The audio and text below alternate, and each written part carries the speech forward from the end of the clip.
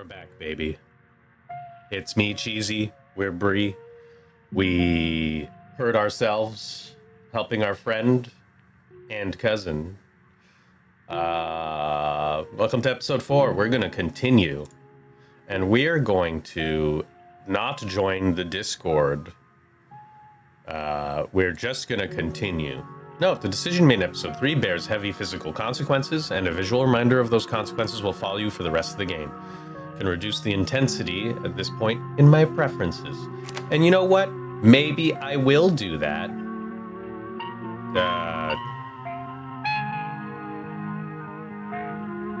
Visual intensity is reduced. There we go. Would you like to see a recap? Yeah, just a recap of episode 3. We might as well. There are 2 of them now. This is a good recap. As you are ready to leave, Janie approaches from the far right of the kitchen. Tabitha remains between the 2 of you, impatiently tapping her foot. Oh, BRIE, before you go, I heard about what happened last night. I mean, I heard about it before Miss Tabitha mentioned it just now, and I heard it again. I just wanted to say that I'm so sorry that you got caught up in that. I'll be praying for Oscar and poor little Rosalina. They're such sweethearts. Couldn't have happened to nicer people. Morning, is the new blend ready? Of course. BRIE, if you'd like to keep Miles company, Tabitha and I will just be a minute. Well, you've never seen the man beside Duke before, but whoever he is, he's big. If it ain't BRIE. Oh, this is Miss Scarlet's cousin. She was there with Stella that night in the woods. It's a pleasure to meet you, miss. My name's Beau. I'm Duke's boy. Hope you've been faring better since all that unpleasantness. Thought you weren't going to show. I put 2 and 2 together. I know you're related to the boss, and the other guys are all riled up. They're talking action. If they saw me out there with you, they'd think I was some kind of scab. But none of them will listen to me, especially now. They've all got bigger things to worry about than a single missing minor. I haven't forgotten about him, though. Anything you want to know, just ask. And this is the spot. It's a public garden I've been putting together. It was just an empty lot when I first moved here, but Winnie said it was okay for me to mess with it. So when I'm stuck in a rut with work or music, I come here and dig around in the dirt, just organizing the chaos for a little while. But don't think we came here to talk about my side projects. I've been hearing some absolutely wild stuff about last night. I mean, I don't know how much you overheard in the diner, but it seems like the miners are planning a strike. He's a dog. You can tell this dog is the mayor from his little sash and his fancy top hat. There's a regal air about him, almost as if he knows the position of authority he's been elected to. Just love Gretchen looking like she's ready to take him out. Before you could catch up to your companions, you're intercepted by a nervous man with a cross around his neck. Whoever he is, you can feel his desperation to make a good first impression, a self-sustained and self-fulfilling prophecy. Sounds like old Gretchen and the mayor may have some unresolved issues, wouldn't you say? I'm Pastor Daniel. I take it you're BRIE. Everybody's been buzzing about you. I'm so sorry about your aunt, but I'm sure she's in a better place now. If you ever like to discuss your beliefs, my door is always open. Stop smiling like that. The basement is what you might expect out of a tortured artist who spends all his time confined to a studio. Discarded canvases line its edges, while trash and sketches leak out from their piles in the corners of the room, hiding the bare cement floor. Ghoulish faces coat the walls in paint, sneering out their creator. Your mom is so scary. She can be a little intense, kind of overprotective, which I guess makes sense. Anyway, make yourselves comfortable. You have to forgive the mess. I've been distracted lately. Haven't been cleaning much. Yeah, dinner's already laid out. Dinner rolls, spaghetti, and a light salad. Kanika anxiously picks at her food, Stella nervously talkative, and Reese is suddenly quiet and tense, his shoulders tight as his mother perches on the chair next to his. Dr. Kelly eyes all of you with a sharp, fierce gaze. So, we were talking about maybe watching a movie sometime this week while BRIE is still in town? We'll have to see how you're feeling. I can handle a movie, Doc. Yeah, we'll just sit downstairs in the dark. Reese is used to that. I'm sure he'll be okay. You're always overestimating how much you're able to do, Reese. This is why you keep getting sick. If I get sick, so what? It's not like that's ever going to change. I'm sick every day, and I'm not getting better. I don't want to spend the last few miserable years of my life holed up in some basement alone, just because seeing my friends has been deemed too strenuous. I'm an adult, for God's sake. I can't believe I have to ask for permission from my mom to just have friends over. Reese stops mid-sentence, wincing in pain, and wrapping himself in his arms. Don't say things like that. I'm doing everything I can to fix. Silence as Dr. Kelly's eyes shoot open. Reese? Reese abruptly pulls himself from the table and leaves. Hey, you're just in time. Rosalina's situated in the back room. Alexis is going to keep her company while we hopefully get this all sorted out. Hey, hope I'm not too late. Have I missed any creepy paranormal stuff? Oscar and Kanika startled as the door swings open. Hold it, you're not taking my cousin along on any more of your little hijinks without me. Whoa. This is where I've seen it. It appears on top of the stain. Oh, Gretchen.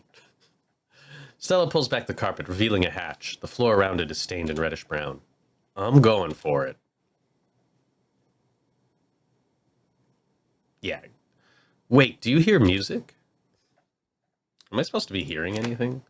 It just feels like there should be music.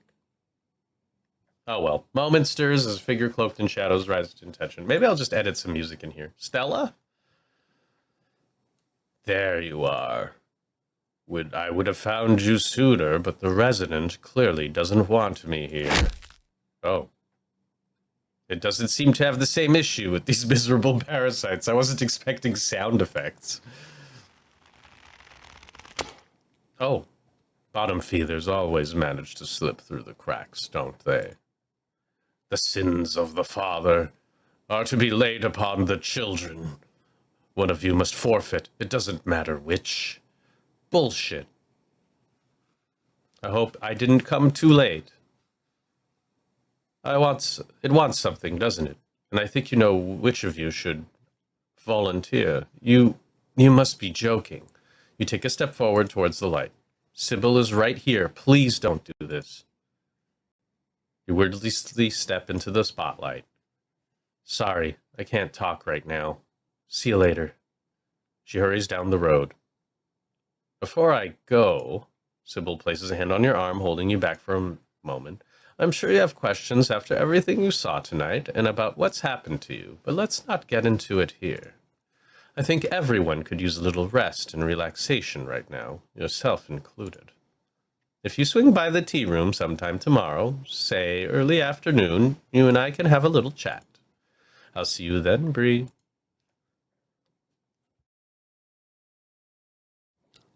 You don't even notice yourself entering the guest bedroom and falling into bed. Suddenly, you're just there, buried under your family's musty covers.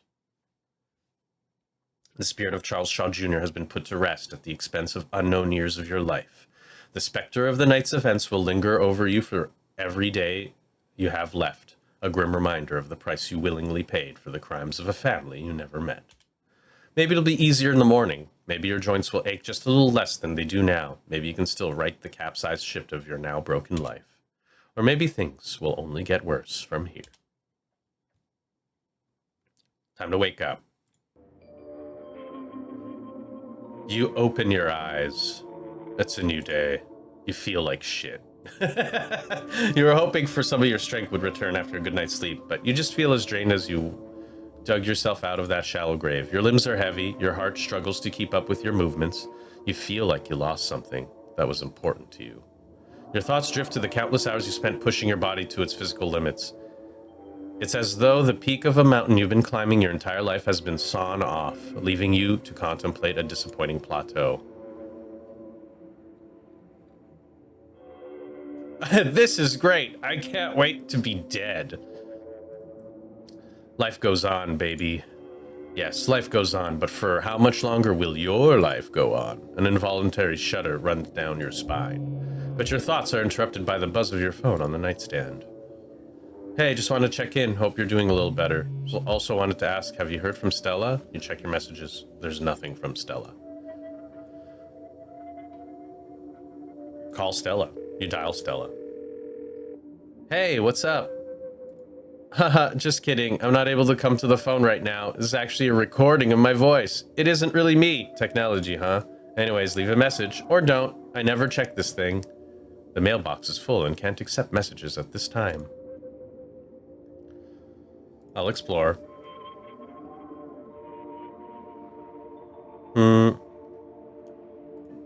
Hey, I'm kind of worried after you ran off last night. Text me as soon as you get a chance. You wait for a few silent minutes. Your message sits undelivered. Okay.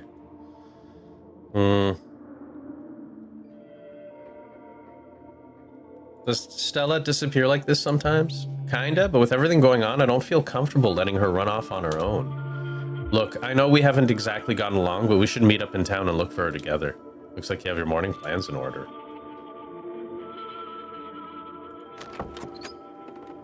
You make your way to the closet. There's no denying it.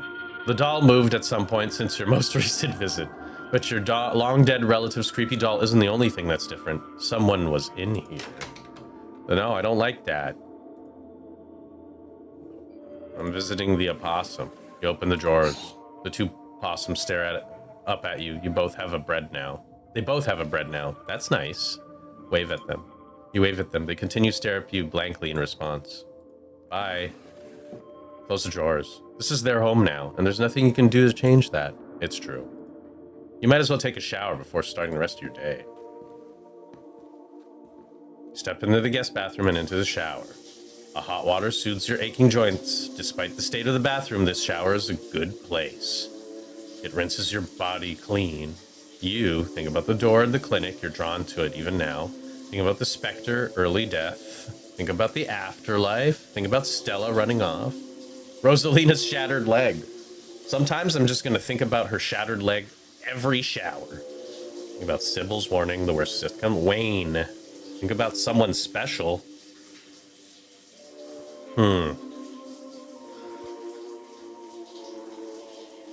Let's see.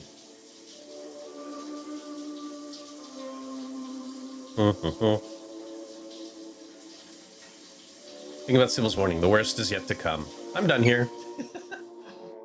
You turn off the faucet and dry yourself off. It's time to face your cousin. Hi, I'm old. You find her in the kitchen, her shoulders hunched in a tight ball of anxiety. They weren't bluffing after all. They're actually striking. And this week of all weeks, as if I didn't have enough on my plate already. I've had a full day to prepare this, though. They won't know what's coming for them. Thanks again for having my back on this. I know how some of you city folk feel about unions, so the early warning was a pleasant surprise. There's almost a cool confidence in the way your cousin talks about the strike.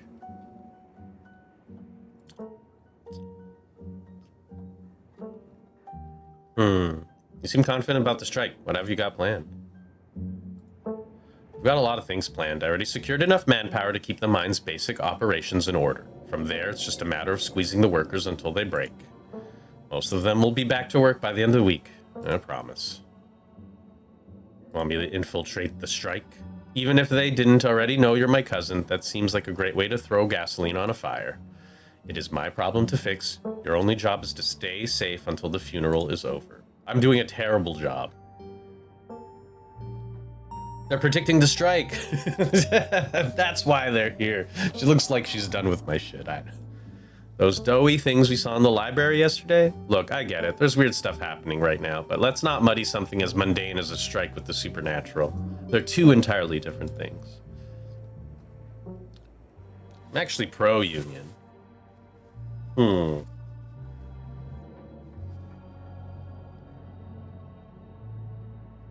You risked your life to pull those kids out of the... Yeah. They should get off your back, girl. You're the one who made us go after them, BRIE.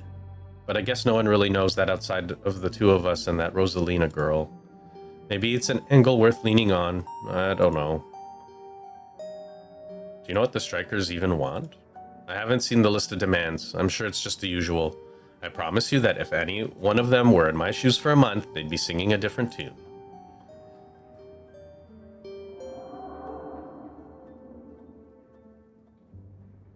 I've only been in town for 3 days. I'm usually pro-union, but... shouldn't they care about the mine doing well? It's the backbone of this whole town. You'd think, but some people are just short-sighted like that. It's fine, hopefully this will all be over. Yeah. Bringing in scabs? I guess. Yes, I'm bringing in scabs, if that's what you want to call them. And there's plenty of miners who are going to report to work today for you, business as usual. Look, you don't know how hard it is. I'm just trying to keep the place running, and every day it finds a new and hellish way to collapse around me. Yeah, that's fair. Maybe you should just sell it. Yeah. Let's talk about what happened. So, ghosts are real. I still can't get over that. I can. What does that actually change about anything? You're a Scarlet. You are probably going to die young anyways, and I still have mine to run. A mine to run. Yeah. Feels good, doesn't it? Getting rid of something our family left behind like that.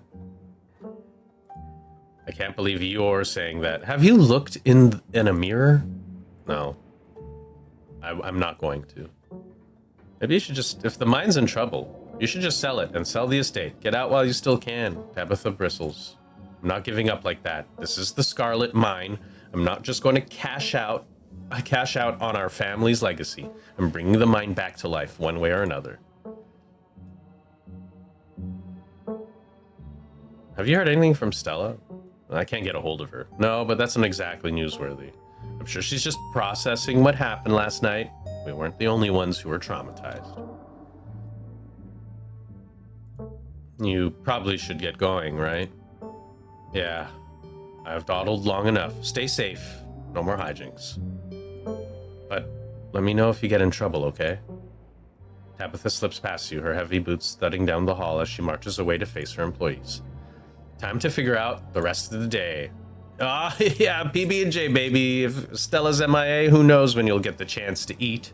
And who knows just how much your new affliction will affect your appetite. You make yourself a PB&J in anticipations for the long day ahead of you. Yummy. It's time to head to town. Bye, Frou-Frou. You're not gonna hurt me. You head to the front door and begin your trek to the town below. It's hard. The birds sound different today, muffled, like your ears are full of cotton. The dull sun shines down on the surrounding wilderness, seeming to wash the color from the world. But you're adjusting. Already your body's starting to accept the change that has come over it, to accept that this is how things will be from here on out. You can't help but feel countless eyes watching you from the tree line. A feeling that reminds you of your time in the woods with Stella. Ditchlings shouldn't be out in the middle of the day, though. They're getting bolder. To your surprise, you find a familiar face making his way up the path towards you. Hey, I was just coming up to see you. Hope you were able to get some sleep after everything that happened last night. They don't say anything about your appearance, but you can see them take you in, the light of day revealing your new features clearly for the first time. You doing okay?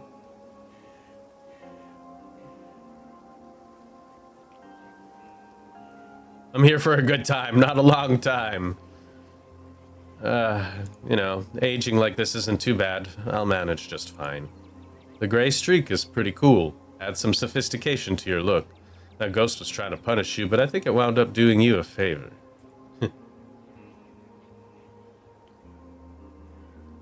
You don't have to put on a front. Last night was a lot. I get it. I appreciate the concern, but I'm alright. You're talking to an expert at vibing. I know most folks would probably be freaking out or having some kind of existential crisis, but that's not how I deal with heavy stuff. Surprisingly enough, Avery is mostly telling the truth. They're fine. I mean, I'm not 100% chill today, I'll admit it, but I feel kind of bruised, both physically and spiritually, if that makes sense.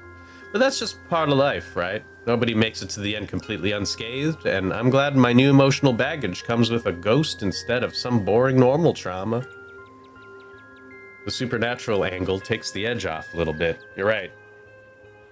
Huh. You were coming to see me. That's sweet. What can I say? I'm someone who knows what they want. I would have walked up here at the crack of dawn, but I figured I should let you sleep at least a little longer. Though not too much longer. I had to make sure you didn't go running off into trouble. Not without me. Hell yeah. Have you ever heard anything from Stella? Haven't heard from her, though. We don't text much, but I haven't checked with Winnie to see if she came for an early breakfast or anything. But if you haven't heard from her, that doesn't sound great. Seeing her like that last night was awful. She's usually so unflappable. Seems like those walls are finally starting to crack. I hope she's okay. Alright. Kanika and I are meeting up to look for Stella. Wanna come? Absolutely. I told Winnie I'd be coming in late today, so I've got time. I don't know how much time, though, but from what I saw this morning, there's already a few miners holed up in there. They must be using it as a home base for the strike. There's ditchlings everywhere now, even though it's daytime. Avery turns to survey the tree line. I noticed a few on my way up. They're kind of funny, now that I'm getting a good look at them, with their scrunched up little Sharpay faces. It's true, they do have like a little wrinkly face like a Sharpay dog. So, should I be worried about these things? I know they're a bad omen or something, but like, are they dangerous? They're not going to eat me if I take a wrong turn, right? Just hit him with a stick. They're not a big deal. Just hit him with a stick or something. I punched one and left an imprint of my fist in its face. Wayne stepped on one and it exploded. They're not very threatening. Maybe they're not threatening to you. You're kind of ripped. And that Wayne guy, I mean, he's not human, right? Still, if you're not worried, I won't worry either. I'll just be sure to keep my eyes out for the stick, I guess. Let's head to town. Yeah, good idea. You and Avery start back down the path to town. It isn't long until you once again find yourself on the main street of Scarlet Hollow. BRIE, you made it, and you picked up an Avery along the way. Hope you're both doing okay, like, emotionally. Yeah, I'm not too bad. Better after seeing BRIE. That's good. I feel like I got crushed by a steamroller or something. Joints all out of whack, totally exhausted, and super foggy. Mom has been insisting I caught a cold, and I wasn't buying it. But as of this morning, I've come around. It's definitely something beyond exhaustion, even considering the ridiculous, stressful week we've all had. But I'm not going to let that stop me from looking for Stella.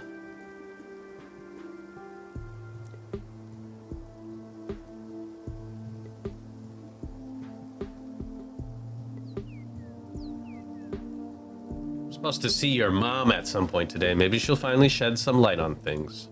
Not sure what she's planning to tell you today that she could have told all of us last night.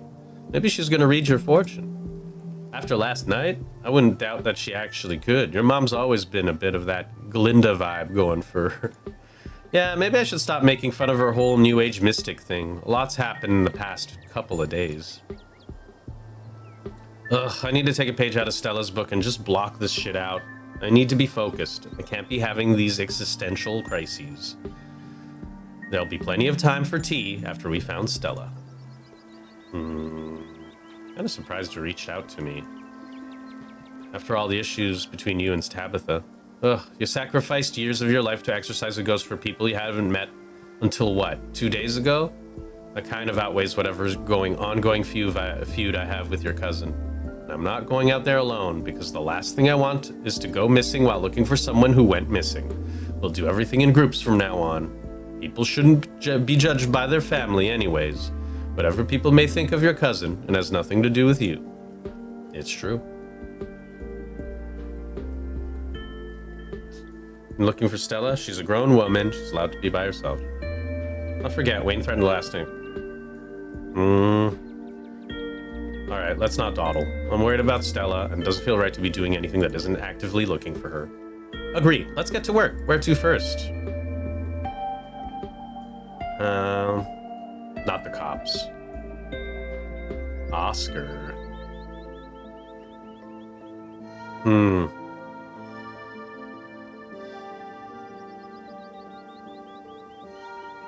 Let me see. Let's go to Stella's house. Good place to start. Maybe she just slept in. That's what I'm hoping. I would have gone already, but I was kind of nervous about doing anything by myself today. Just in case I ran into yet another horror from beyond the veil or whatever. What do you mean? Make your way towards Stella's house. Kanika knocks anxiously on the door. It creaks open. Your protective instincts set in, and the muscles in your arms tighten, your shoulders straighten. If danger lurks ahead, you're ready for it. This doesn't look like a break-in. It looks like somebody left the door open. Stella or someone else was in a hurry when they left. She's dead. Stella died, and it's all my fault. Okay. Stella? There's no response. Might as well invite ourselves in, right? Yeah, we should go in. Cool, I'll be brave and go first. Avery casually steps over the threshold into Stella's house. It explodes. Whatever happened to Stella, it doesn't look like it happened here. It doesn't look like there was a struggle or anything, unless it happened in another room. Or maybe someone or something caught her off guard. You didn't have to add that last part. I'm gonna forget that you said that and just be thankful that this doesn't look like a crime scene. Oh, I didn't realize it was Avery speaking. Let me see. Investigate the kitchen. Investigate the chicken, yeah. Hey, look, it's scratched. Stella's kitchen is slightly messy. A couple of cabinets are hanging open. A loaf of bread sits on the counter by a used butter knife. It looks pretty normal, honestly. Looks normal to me. I don't know. It's a little messy. If this is a little messy, I don't want to know what you'd call my room. I wasn't judging. There was nothing wrong with a little mess. Or a lot of mess. We're getting off track. Stella's house has always felt a little sterile to me. This feels a little too lived in, if that makes sense. Though maybe it's just because I've only been over when she's already expecting me. Maybe it's just the rare peek behind the curtain at the real Stella. The real Stella should call her friends and let them know she's okay. It's true. Let's see Stella's room. Make your way down the hall to what you assume to be Stella's room. She's not here. Though it's a little untidy, it's the usual sort of untidiness that accumulates when someone doesn't often have guests in their bedroom. There aren't any signs of violence. I'd better not hear a single comment about this room being messy. I wasn't gonna say anything.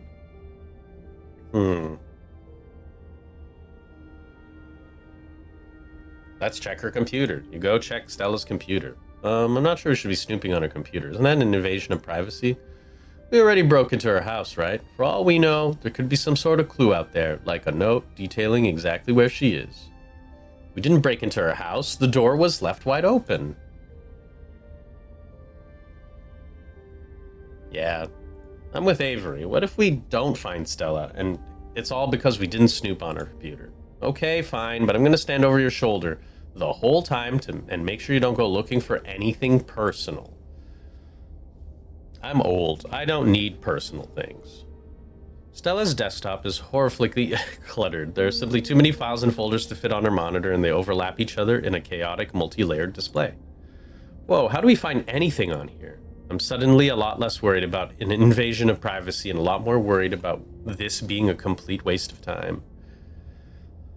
Look for something interesting. You scan through the folders and files named on Stella's computer, looking for something, anything that seems like it might be interesting. One folder catches your eye. Boring tax stuff. You're no fool. You've seen this folder before. You have this folder in your own computer. Boring tax stuff never contains boring tax stuff. For that matter, it never contains anything related to taxes, and its contents are never boring. I'm opening it. Oh. You open the folder, you're surprised to find it carefully mapped out diagram of the Scarlet Hollow mines, including holes in the fence and areas with low visibility. Holy shit, she's got These are crazy taxes. Also, look, it's them. That's crazy. There's also a handful of old photos of Stella and Tabitha together as teenagers. Tabitha wears an uncharacteristic grin and an authentic, joyful smile, and Stella's eyes are somehow brighter, less tired. Both of them seem to be living in a happier time. Okay, this is way too personal. I'm gonna go stand in the corner while you wrap this up. You think?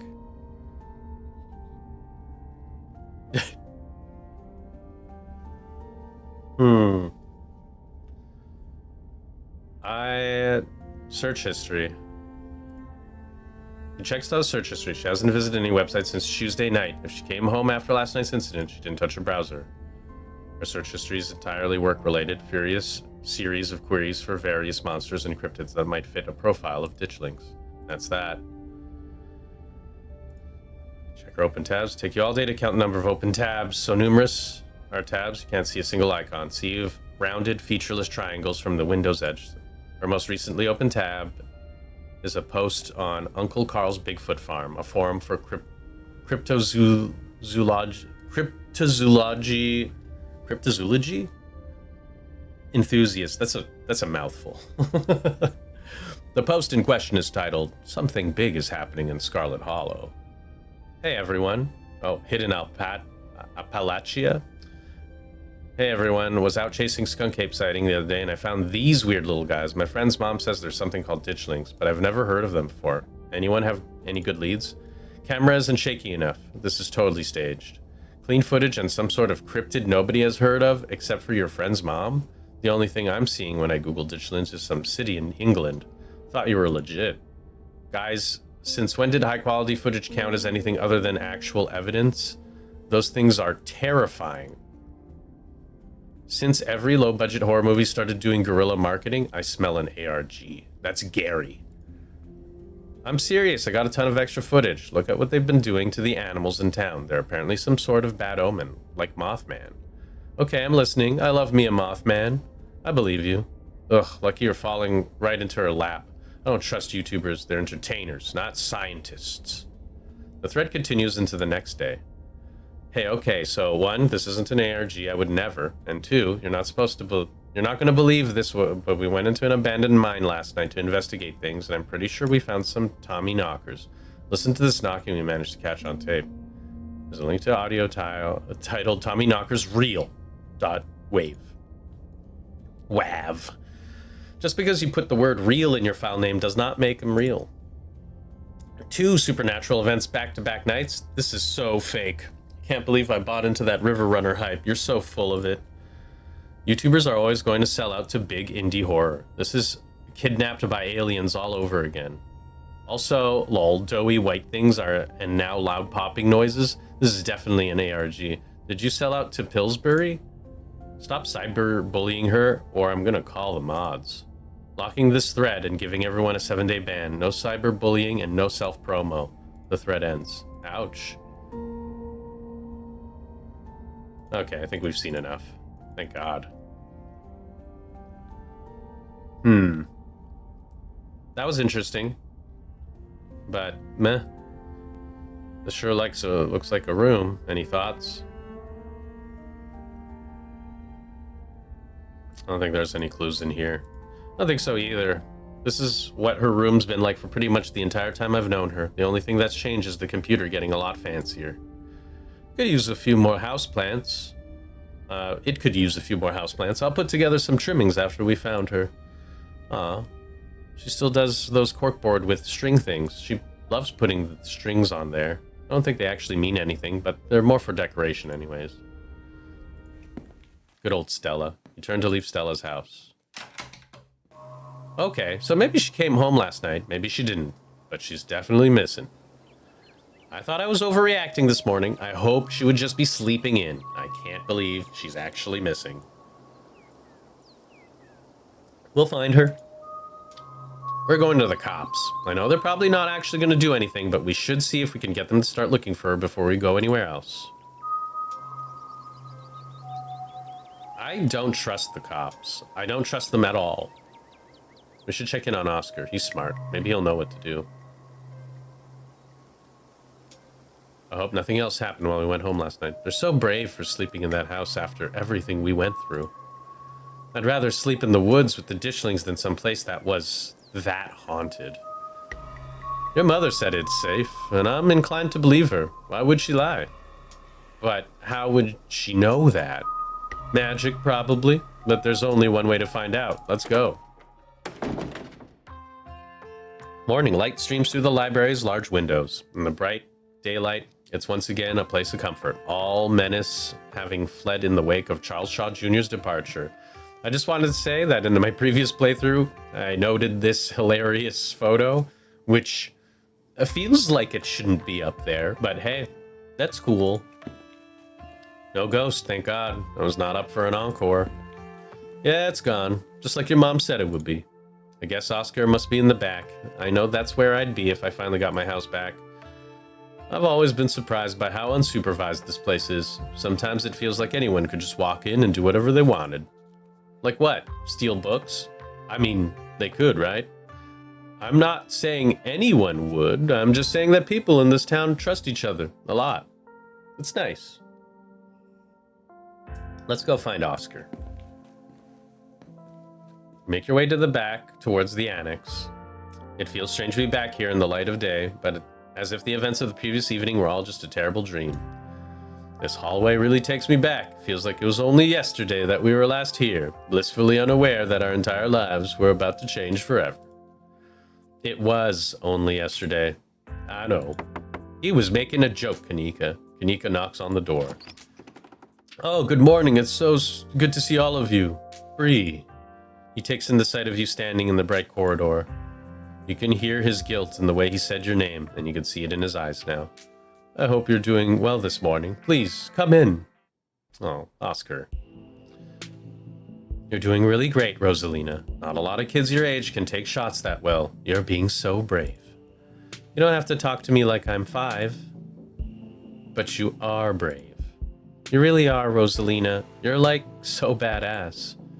Alexis is right. This is more than most people have to deal with in their whole lives. And here you are taking it like a champ.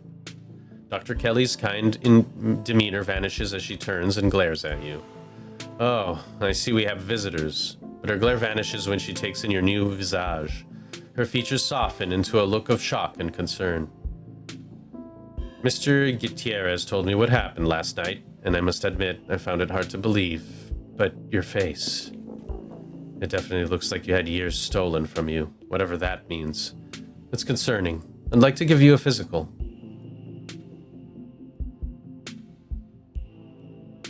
Shall we go somewhere private? What's up, Doc? No, I don't want to flirt with the Doc. Maybe in another character, but not this one.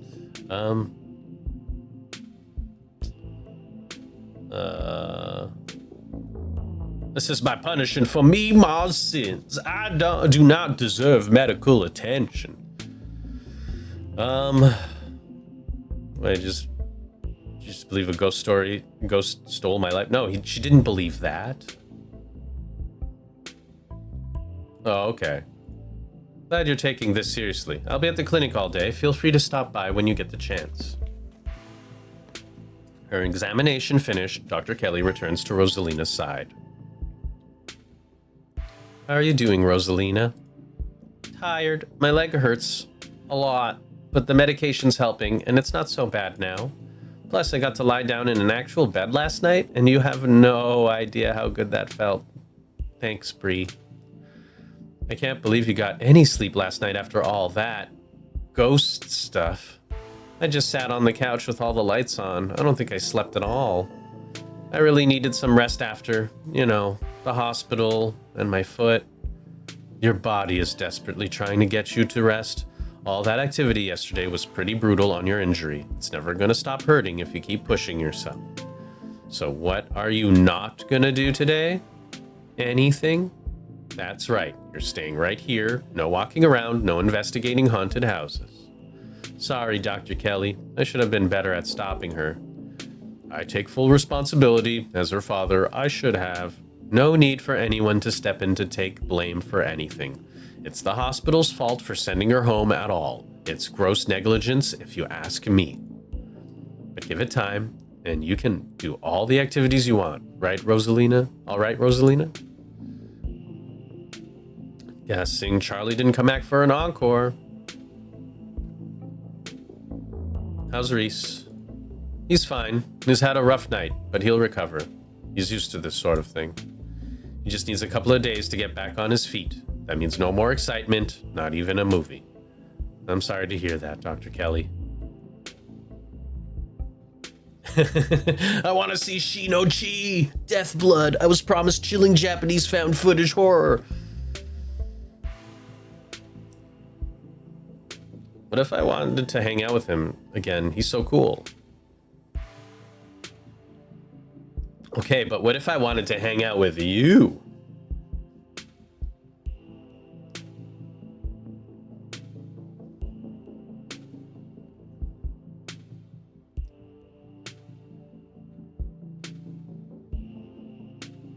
But I want to see Shino-Chi, Death Blood. I was promised a chilling Japanese found footage horror.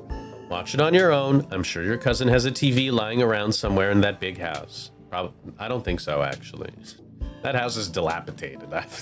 There's like nothing in there that feels like it's working. There's only a moving doll, and it's not entertaining me. It's actually scaring me. Warn Dr. Kelly about stone carvings and what you felt in the clinic. Found something in Oscar's house last night. A stone carving that gave me and Tabitha a vision about what happened there. There was one in the mines the other night, too. Both of them had some sort of pull on me. Whatever they are, there's something like them in your clinic. I felt it last night. You can feel Dr. Kelly's demeanor shift. She's grown quiet, her gaze piercing and analytical. I'm sure it's nothing, but I thought you might want to know.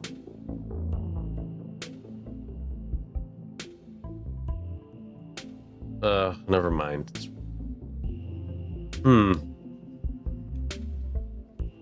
Awful's gonna have him just like something awful's happening at Oscars. I'm sure it's nothing, but I thought you might want to know. It is nothing, I suppose. I should be grateful for the warning, but forgive me if I'm not taking a funny feeling you had very seriously. If I'm not taking a funny feeling you had, okay. If I've lived in the clinic a long time, and Reese has been there his entire life, even in the off chance that something is wrong, I'm sure it's nothing, and we can't handle it. It's nothing we can't handle ourselves. But if something does happen at the clinic, aren't you worried about Reese? If it's anything like what happened to us last night, none of you have to concern yourself with my son's health. I know how to take care of him, even in a supposed ghost emergency or whatever it is you're worried about.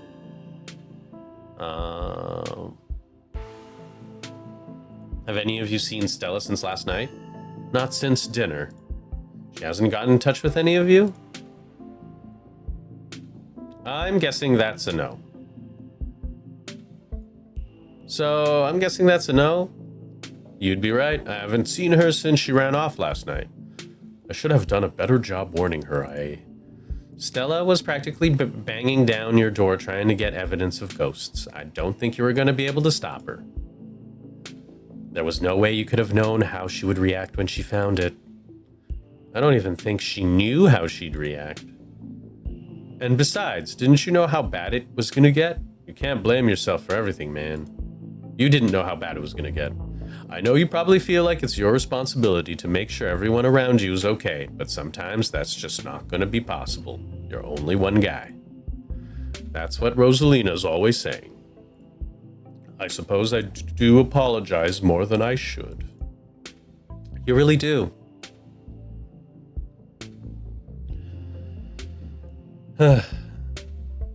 Yeah, you remain silent. So, you've got your meds, you've got your nest of pillows, a helpful friend by your side, and a cat to keep you company. Seems like you're all set. Make sure you do a whole lot of nothing today. I will. Bye, Dr. Kelly. Yes, thanks again for coming down to see us, Joan. Not a problem.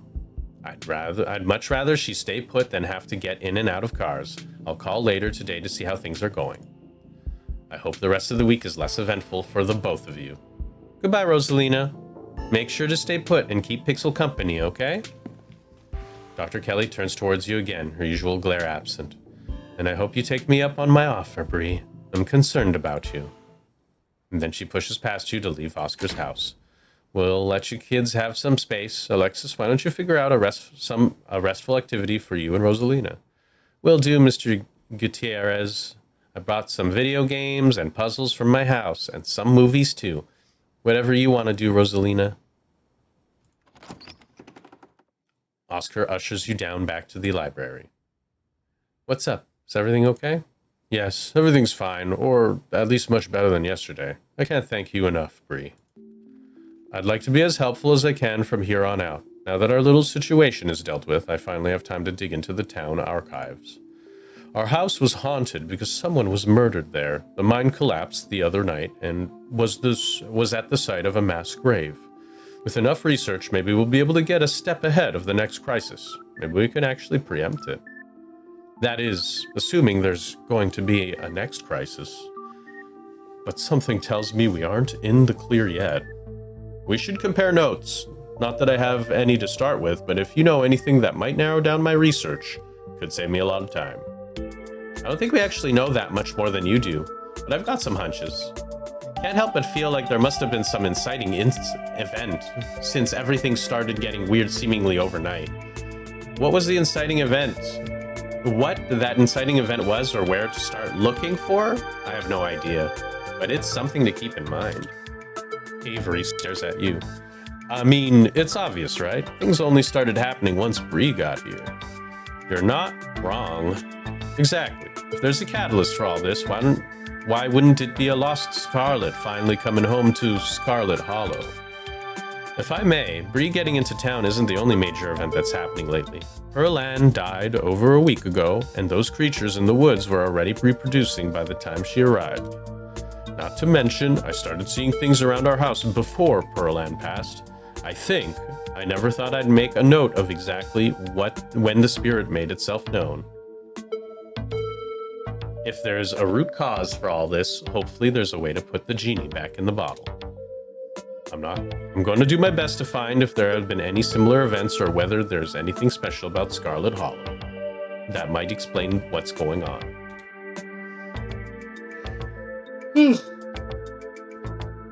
All right.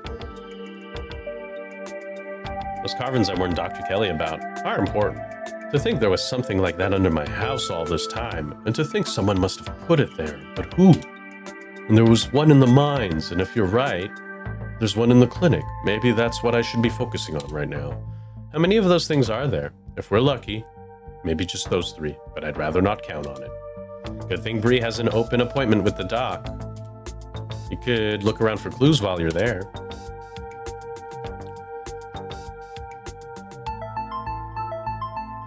It's a shame she preemptively shot down our movie night. It would have been the perfect cover. What are you talking about? You already have an open invitation to visit at this point. We don't need to use a movie night as a cover. She has an open invitation for a physical.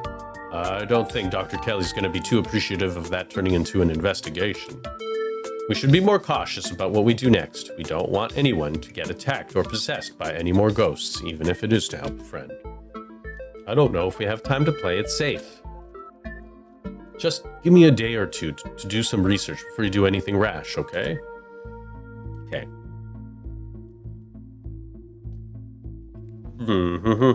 We do have a carving right here. Maybe studying it can give us some new leads. Not a chance. I know the ghost is probably gone for good, but that thing is evil. And if there's even the slightest chance that going back down there triggers something, it's not worth disturbing. At least not until we know more. My daughter's safety comes first right now, and I finally have our house back. I'm not taking any risks until we know what we're dealing with. No arguments here. That's fair.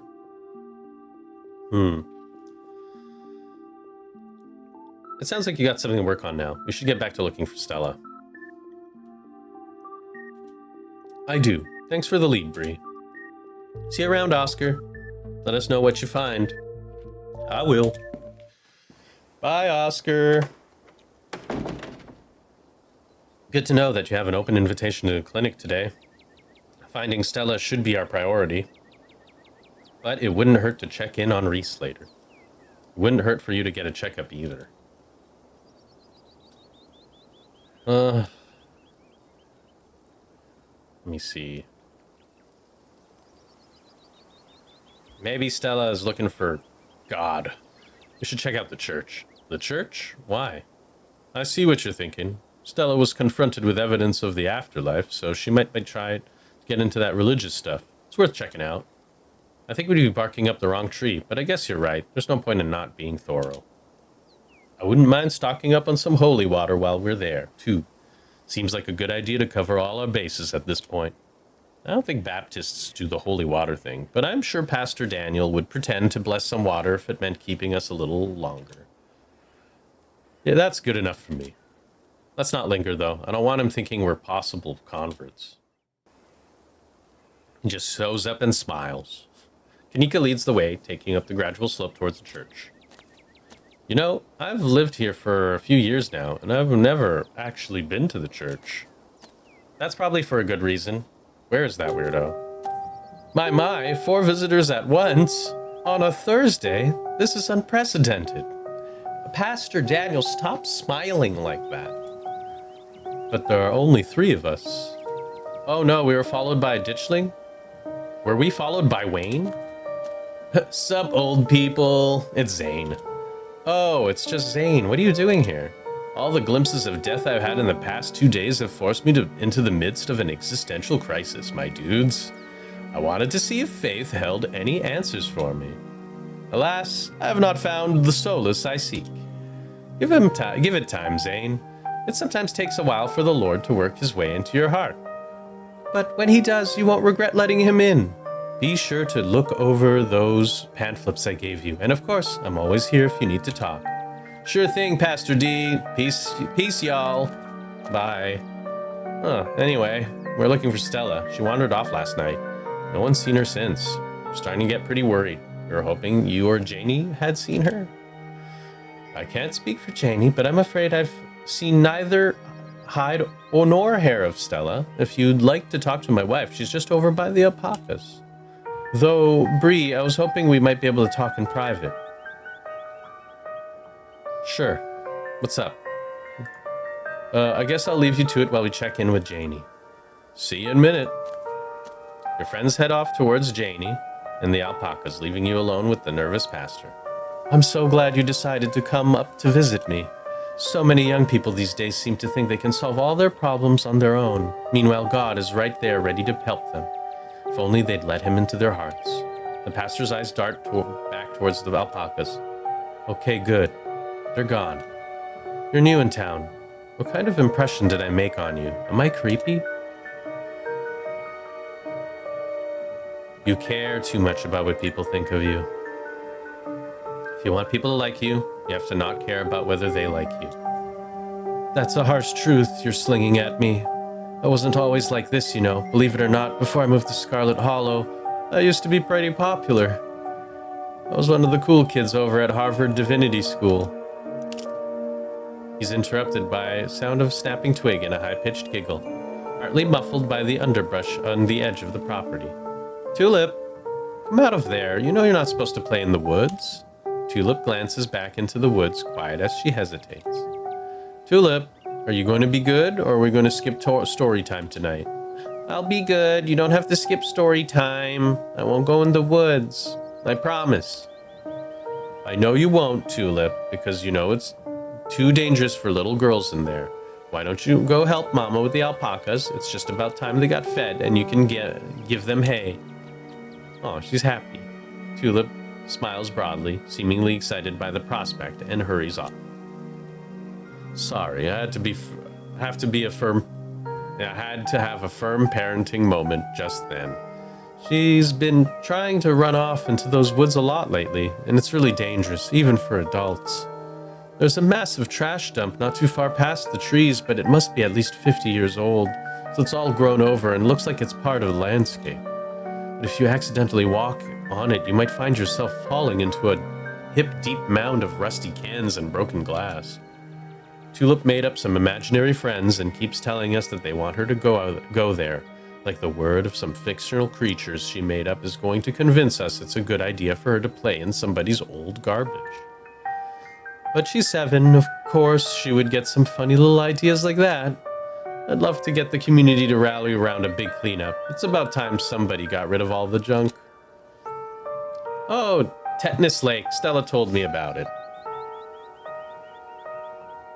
Tetanus Lake? That's an accurate name. I wonder if Tulip would stay away if I started calling it that, or if it would make it only sound more alluring.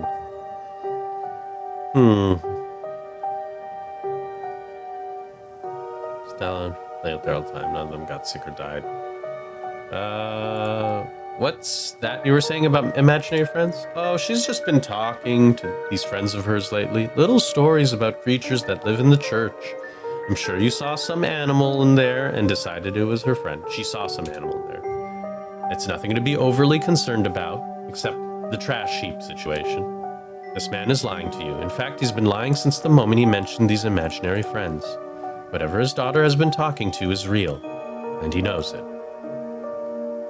Sounds to me like you know exactly what she's been talking to. Daniel's eyes go wide just for a second. Don't. She's when he does. He obviously does. He hunches his shoulders, his voice suddenly quiet. There are rats in the church. There, I said it. It's embarrassing, but she saw one at some point, and she can hear them scurrying around in the walls. And she's decided they're her little friends. Please keep this between us. Don't tell Janie. I don't want her knowing the church is in such rough shape. Out of the corner of your eye, you see Kanika and Avery walking back to the two of you. They must have finished talking to Janie. Janie says she hasn't seen Stella either, so we better get going. Thanks for suggesting we head up here, BRIE. We got to feed the alpacas, and they were so cute and soft. It was awesome. And Janie said she'll come by the diner with cookies for the miners, and a few extras for me, of course. She's so nice. She even offered to bring me some, since I'm feeling under the weather. I hope your talk with the pastor went well. Yes, we had a great conversation. I appreciate you all stopping by, even if it wasn't under the best circumstances. I'll let y'all be on your way. And I hope Stella turns up soon. I'll put in some good prayers with the big man for her. All right, thanks. See ya. Kanika and Avery start back down the path to town, and you follow. So, what was that about? He seemed pretty insistent on talking to you alone. Yeah, he didn't say anything weird, did he?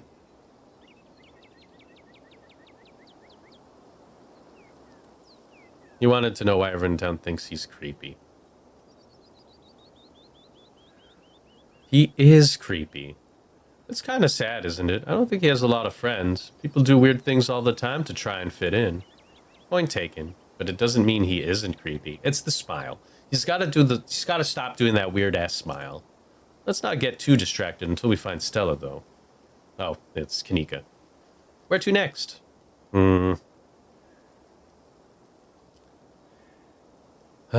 Let's check the diner since we're right there.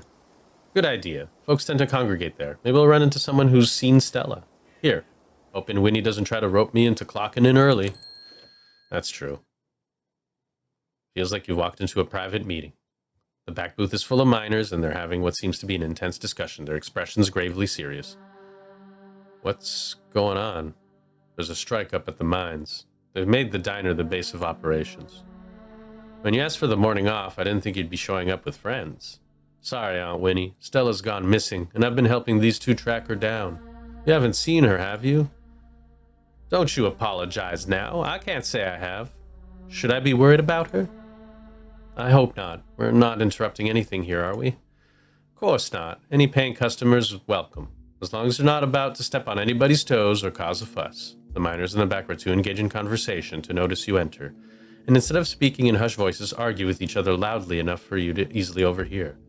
Sure, the shift schedules are tough, and sure, we don't get enough time off for me to see my family as often as I'd like, but this is the best job I can get right now. Listen, kid, you're only a year or so into this gig. Trust me, the longer it goes on, the more it sucks the life out of you. At first, you're just unhappy, but you think you could weather it until you find something better. A paycheck's a paycheck, I get it. But the next thing you know, you've lost years of your life to a company that doesn't give a solitary shit about you, that uses up every free second it can suck out of its workers and pays us just enough to survive, but not so much that we can ever save enough to get the hell out. Sax, we could get fired for this. I really need the paycheck. My sister needs the paycheck. I'm the only reason she can afford her tuition right now. I can't get fired. And this job still has its perks, like the company housing. I can't afford my own place and send money back home. I don't know where I would live if I didn't have this job. Right, the company housing. How generous of the big boss to put you up in a company-owned shack that ain't had proper maintenance done in decades. You know she uses that housing as an excuse to pay us less, and the company housing, that means almost nobody in this whole damn town owns the place they live. It's why the Scarlets can keep getting away with whatever they want. Zax, we don't have the numbers, man. You know this is risky, riskier than most of us can afford. We would have the numbers if y'all would stand with me and not let management scare tactics get to you. It's not just scare tactics. People like her now. That woman ran into a collapsing coal mine and saved 3 children from being buried alive. I feel you, I really do. But how are we supposed to organize a strike against a town hero? Are you trying to tell me that a mine collapsing less than 2 days ago is why you don't want to strike? It's a bad time, Zax. It's always a bad time, Baker. It doesn't matter whose name is on the deed for the place. Without us, there is no mine.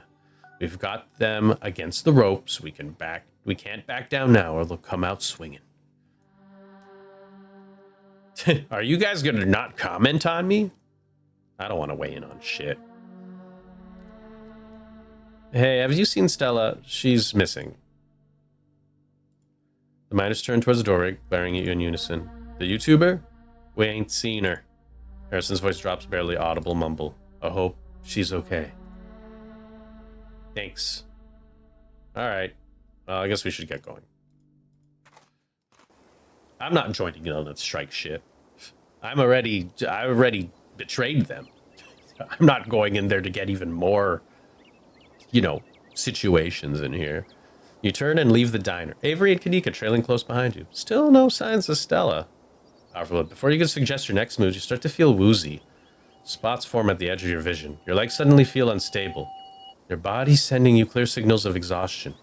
It pains you to imagine how difficult the effects of Charlie's deal would be to manage for someone less fit than yourself, even if your powerful body is struggling just to walk from place to place. You manage to shake it off before Kanika and Avery notice, but still, it won't be long before your aching muscles need to rest.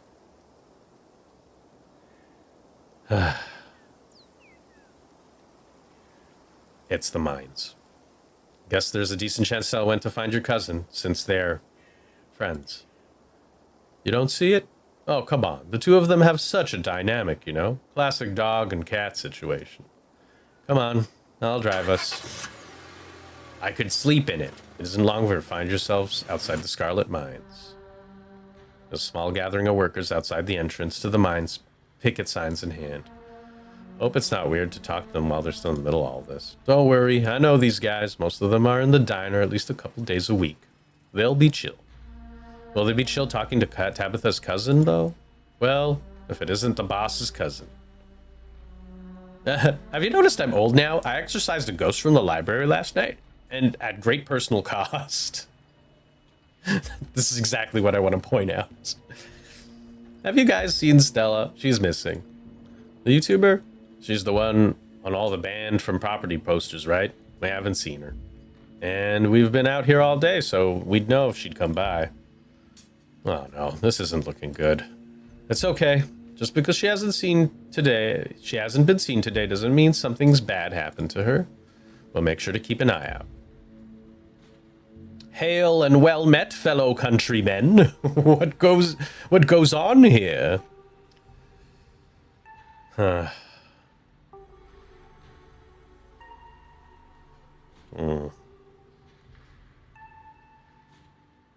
Yeah, they haven't seen Stella. Let's just go. If that means we don't have to talk to Tabitha, that's fine by me. We've done our due diligence here. Come on. I'll drive us back to town and we can figure out our next move from there. I'm tired. I'm going to your mom. Where to next? As you consider your next move, your vision blurs again. This time it persists. The weakness in your knees returns, your ears filled with static. You can feel yourself swaying, unable to control your body. Seems the toll of the pact you made last night is finally catching up with you. Whoa, you don't look too good. Your body crumples to the ground. Oh shit, the general store is just around the corner. Let's get you inside.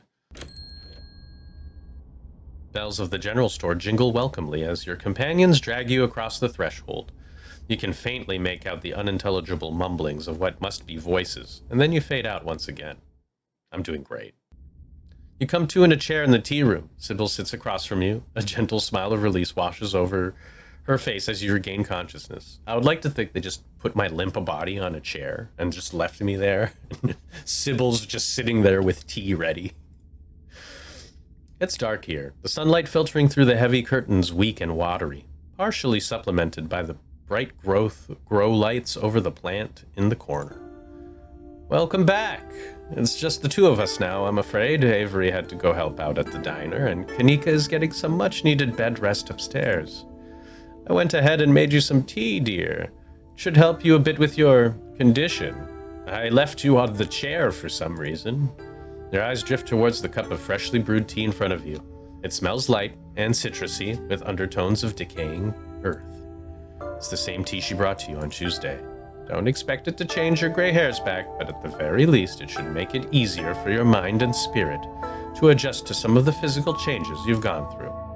Hopefully you're a little less exhausted and a little less prone to passing out. And when you're finished, we can use the tea leaves for a reading. On the house, of course. Until then, why don't we just chat? I will drink my tea. Take the tea, sipping it delicately. The citrus smell is fleeting, quickly replaced by the earthiness at its core, like you've taken a mouthful of dirt. But the aftertaste combines the two flavors into something soothing and medicinal, and you find yourself feeling more comfortable, your muscles relaxing for the first time in days. So, what's with all the mystery and ritual?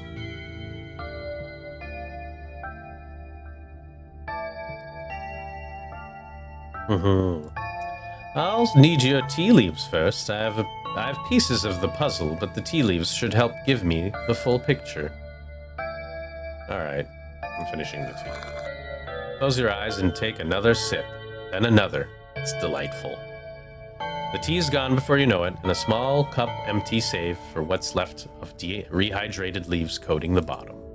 Sybil wasn't lying when she said it would help your condition. You still feel aged and worn, but you're a little less tired and a little mentally sharper than you would be a few minutes ago. Oh, good. I'm glad you found the tea palatable enough to drink. It should do you some good. It's one of my more medicinal blends. Now, on to business. Sybil takes the cup from you, staring thoughtfully down the sludge. Down at the sludge. Oh dear, this doesn't bode well. You've just got about every warning that can fit in the bottom of a cup. Cross, kettle, hourglass. All of these mean death, misery, difficulty, and the hourglass ties it all together with definite urgency. It's fair to assume that this all has to do with whatever brought the ditchlings. Something is coming, and whether any of us can stop it, I'm not sure. But we may at the very least be able to figure out what it is. And there's this central figure here, a cat, an enemy, lurking in plain sight. Maybe it's Frou-Frou.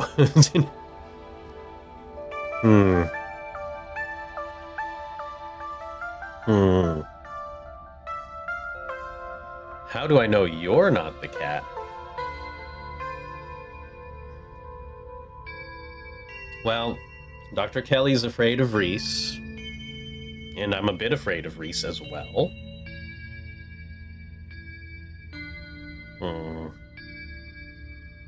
It's Frou-Frou. No, I'm not going to be ridiculous here. I just sacrificed my life. I'm trying to take this seriously. Reese, maybe? It's a dangerous cat. But I would normally suspect her if it was me, myself. If it was me, Cheesy. If I was the previous person in my previous playthrough, I would say that, wow, maybe you're the cat. Anyways, I'm going to say it's Reese. Cat could be Reese.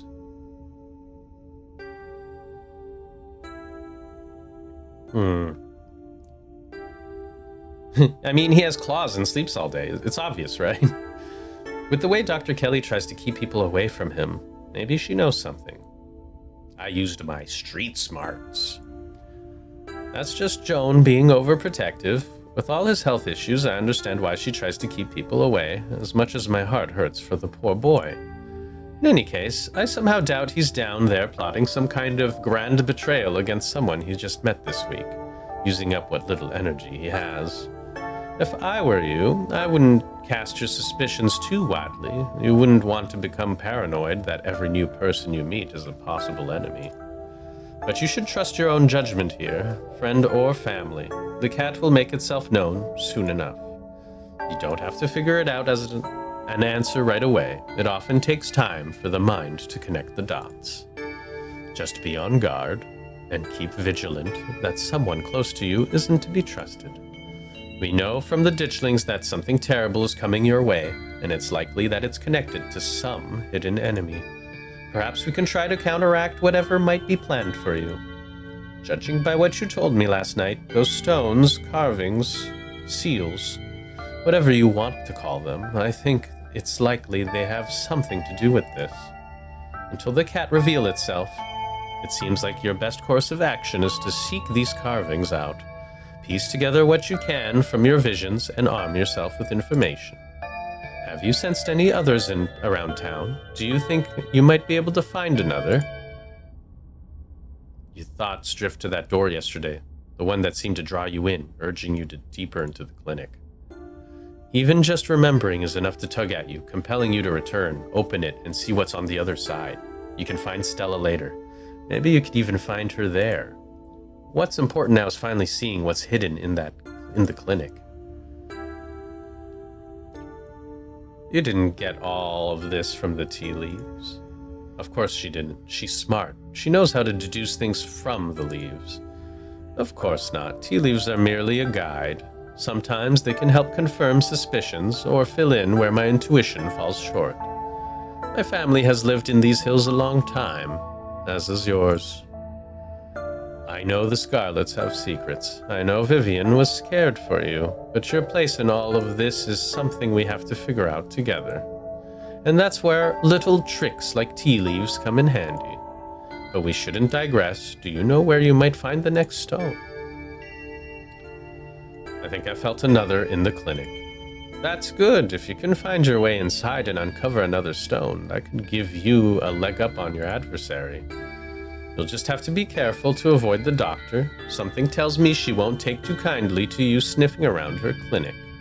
If I recall correctly, there's a hill that'll take you nearly all the way to the second story, and she never locks any of the doors up there.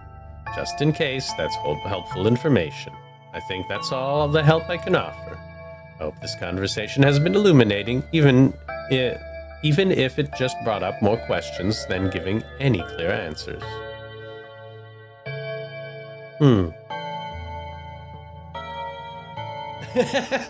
All you did was look at some leaves and tell me to put myself in danger. You helped last night. Why don't you come with me? I may have been able to see through that spirit's illusions, but I'm not some kind of all-powerful entity. I'm an old woman, I have trouble with my knees, and my eyesight isn't what it used to be. In most situations, I'd be more of a liability than a helpful companion. Imagine if I'd been in those mines with you. Some use I'd be, struggling to climb over rocks and ladders, throwing my back out from all the crouching.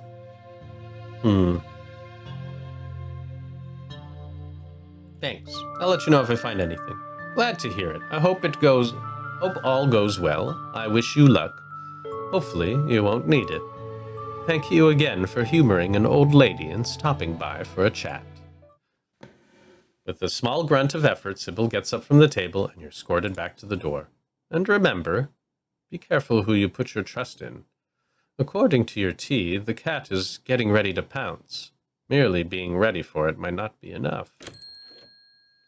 Sybil closes the door to the tea room, the bells of its door strangely flat in the stale air of the nearly empty general store.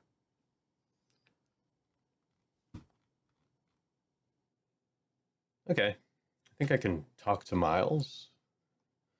Is your mom a witch? Is your mom a witch? Wouldn't you like to know? I would, actually. It's totally obvious that she's a witch. Like you'd even need me to say it. It's true. So Kanika has a cold, huh? That's what she says. She's just trying to get out of work again. Like I didn't have anything better to do all week while she sits in her room watching anime. Says the guy in Goku pants. Why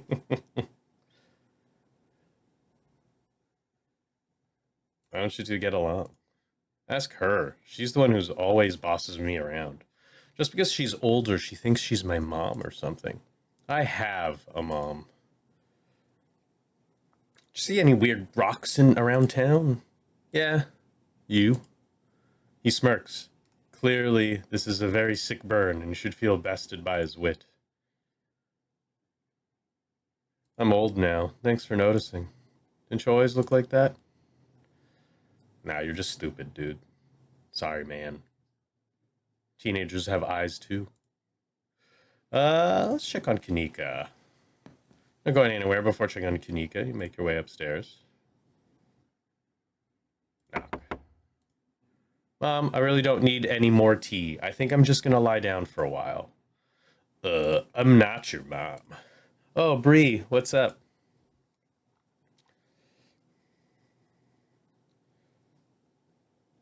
Could use a breather, hang out for a minute?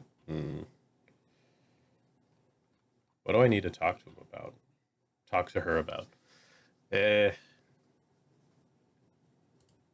to talk to you. It's important. Sorry, BRIE, my mom was right. I'm exhausted. Probably shouldn't push it. I'll wind up worse tomorrow. Looks like you're on your own. You make your way out of the general store and down the road to the clinic. You make your way up the familiar hill, past the rows of ragged houses that make up Scarlet Hollow's residential area. It isn't long before you find yourself outside of Dr. Kelly's clinic, its secrets enticing you to find a way in. Even at the bottom of the hill, you can already feel the presence. It's like a magnet has been fixed to your ribcage, gently tugging you forward, guiding you towards whatever emits this compulsive frequency. It's time for your checkup. You can see the hill Sybil was talking about, wrapped around the back of the old hospital like a stone blanket. It should take you directly up to the second floor and the unlocked doors of the terrace. I'm just gonna go in through the clinic door. It's a doctor's office, not Fort Knox. Why would a clinic door even be locked? You carefully make your way up the old wooden stairs of the clinic's wraparound porch, avoiding any suspiciously creaky-looking steps. You push the door open slowly, just enough for you to slip in, but not enough to risk any sound from the door's ancient hinges. You can see the doc at the desk in some room down the hall. She hasn't noticed you. You shut the door silently, watching her closely. You're in the clinic, free to explore as you please. Or rather, you're free to explore as you please. You can feel the odd sensation again. The nagging pull of whatever it was that wanted you to find it.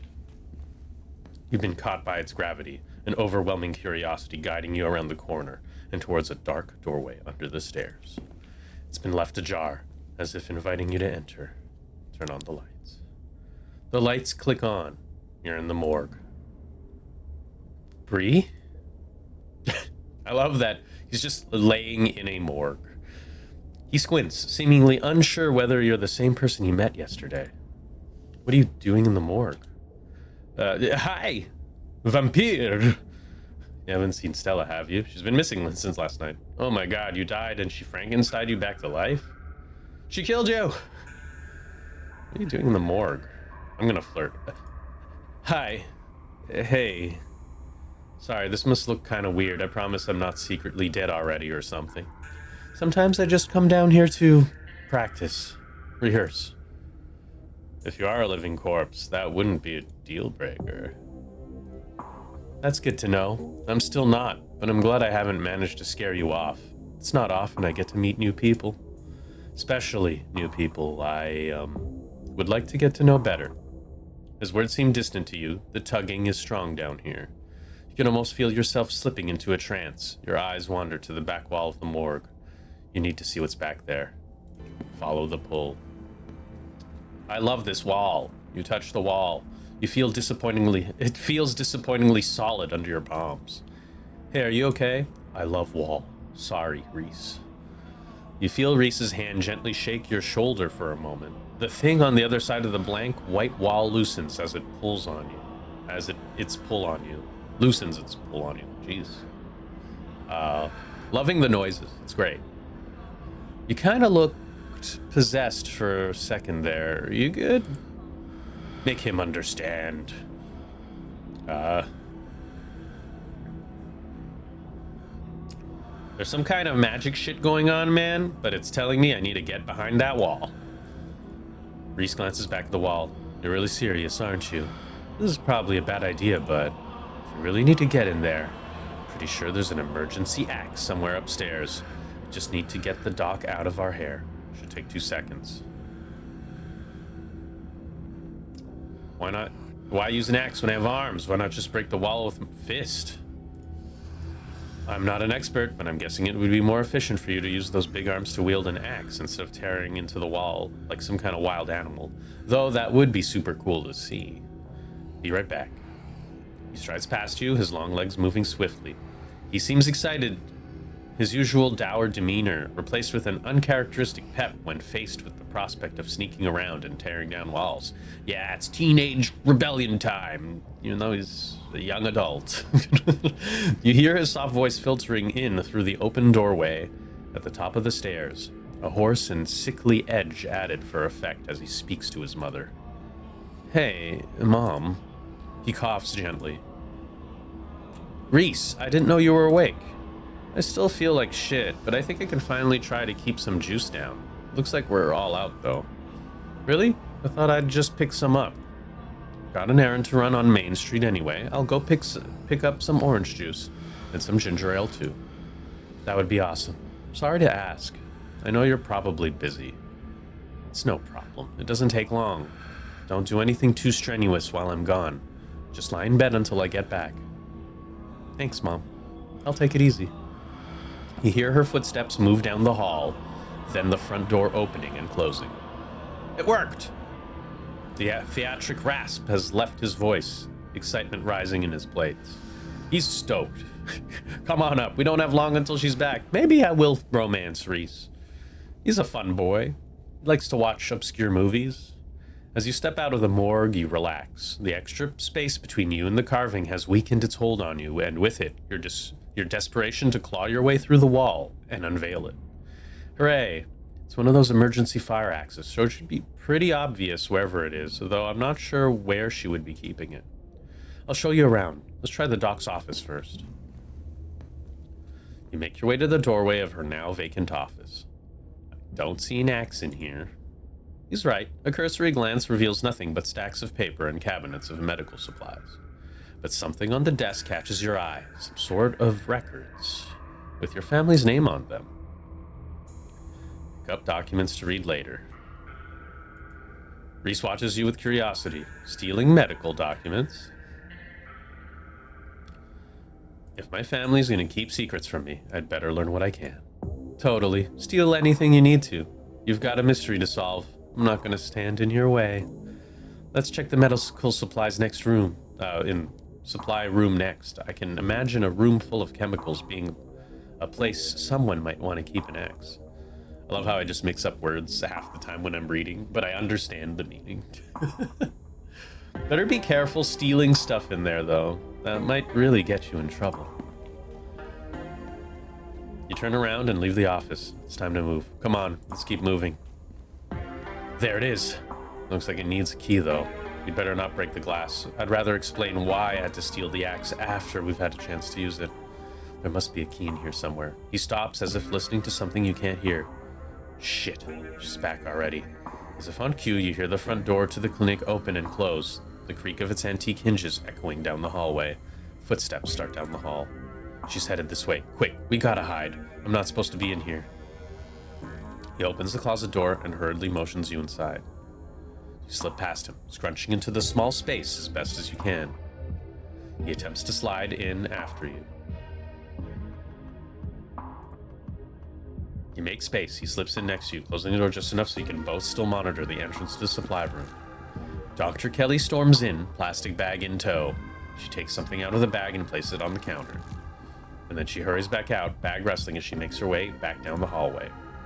You better wait a second just in case.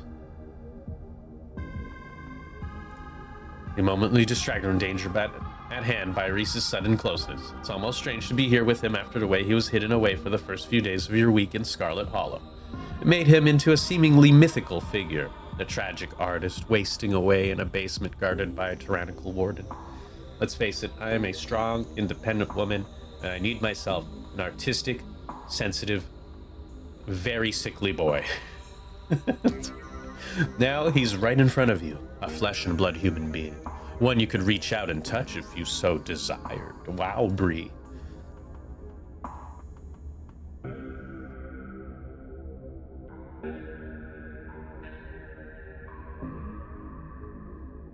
I'm gonna take in the moment.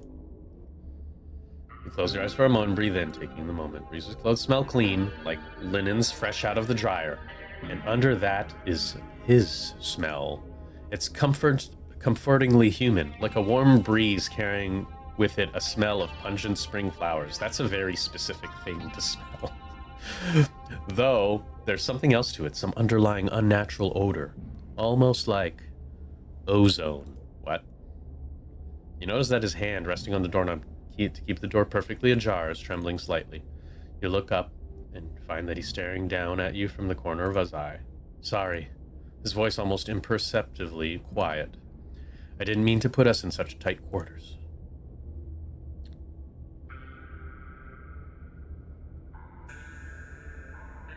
Place a reassuring hand on his shoulder. It's cold, even through the fabric of his shirt, which isn't unusual considering he'd just been sleeping in a morgue. He jumps slightly at your touch. You can feel his heartbeat pick up, the pulse in his throat visibly intensifying as he stares down into your eyes. There's nothing like flirting while you're in the middle of a heist, you know? Or in the middle of breaking and entering a doctor's office, so that's pretty cool. He raises a tentative hand to meet yours. It trembles as the cool palm settles on your skin. His breaths are quick and shallow, his eyes are locked on yours. Your hand is so warm. Long seconds pass as the two of you stare into each other's eyes, but the moment is finally broken as Dr. Kelly's creaking footsteps make their way back down the hallway towards your hiding spot. Reese once again tenses, returning his gaze to the crack in the door. His head swivels suddenly. That was the door to the house. We're in the clear. Let's go. The two of you spill out of the closet. Reese quickly and quietly starts pulling out drawers, scanning them for keys. Oh, I was having fun in there. Reese pauses search, barely glancing back at you, but you see pink blossom on his cheekbones. We could always spend more time together later, once we're done sneaking around. If the doc hasn't kicked you out by then. He turns away, continuing to rifle through the drawers, trying to hide the grin that spread across his face at the suggestion. Let Reese handle it. You watch while he rifles through drawers, content to let him figure it out. Soon, there's a jingling of keys, and he turns to you victoriously. There we go. They're even color-coded. She made it this too easy. Reese pauses to look at the plant on the table. It was weird of her to drop that off, right? Why would she put some alien-looking fruit in the supply room? She's not a pharmacist. She's not supposed to make her own medicine. This room is for storing stuff, and she orders from an actual pharmacist. I doubt it's decorative. Maybe there's some information on it somewhere in here. We could always eat it and see what it does. Yum, yum, yum.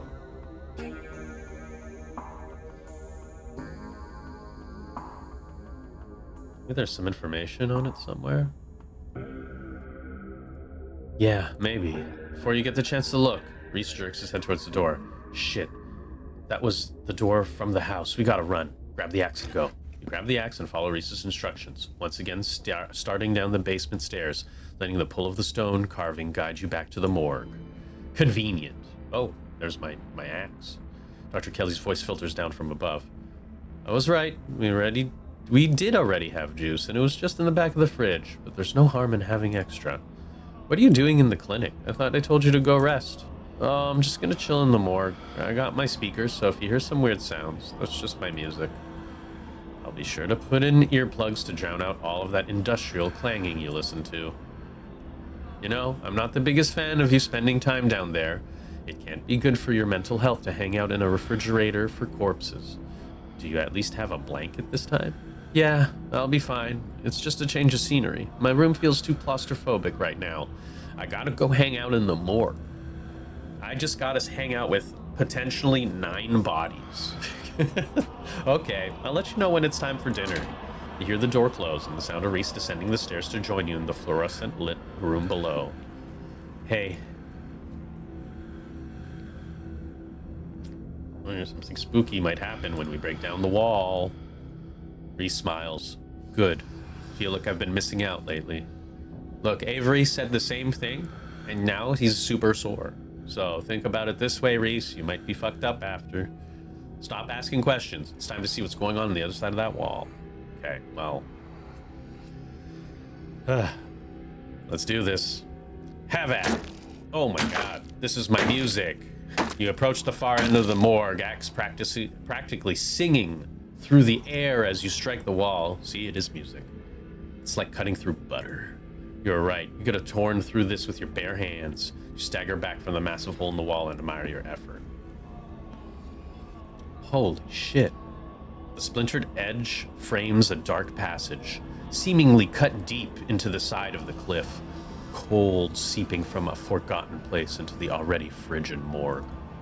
Reese coughs up as he takes a better look at what lies beyond the wound in the wall.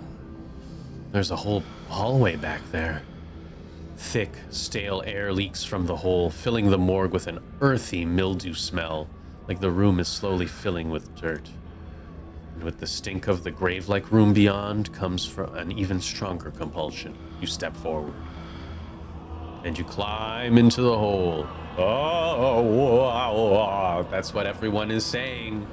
That's what they're all saying to me. This is wild. I had no idea any of this was here. An entire hospital wing, rotting away for decades behind some flimsy drywall. His voice sounds distant. Your sole focus is finding it. Your feet move without prompting, and you stumble down the hallway towards the far wall, barely registering the antique clutter as you stagger past it. Whoa. Are you okay? You don't respond, and you don't bother to retrieve the axe. The wall is rotten, water damage having eaten away at the wood over the course of unknowable years, the planks nearly reduced to sawdust. You tear into it. Love that thing. Oh, injured man. Enoch, I thought you weren't going to come home. I was worried that you'd leave me here forever. They said there's nothing they can do. I'll never use my legs again. Enoch, what am I to do? Calm down, Teddy. These doctors don't know what they're talking about. I've been doing my own research, and I've found us an alternative. We won't have to worry about anything from here on out. I promise. I went to talk with the witch. A witch? But that's nonsense. It's all right. It's all sorted. Well, we're taking you home today, and everything will be resolved by this time next week. Bye, Enoch. Everything goes black. Your vision swims back into focus. It takes a solid second or two to reorient yourself. You're in an unfamiliar bed. Reese leans against the far wall, eyeing you with concern and curiosity. Hey, I was worried you'd slipped into a coma or something. You tore down a wall like a wild animal, found some weird carving, and collapsed. I think you might have had some kind of seizure. Are you okay?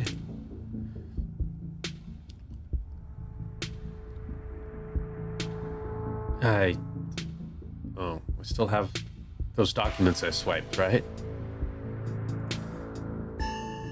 Yeah, you should still have them on you. Yeah, I'm smart. Sure enough, you pull out the file containing medical documents about your family.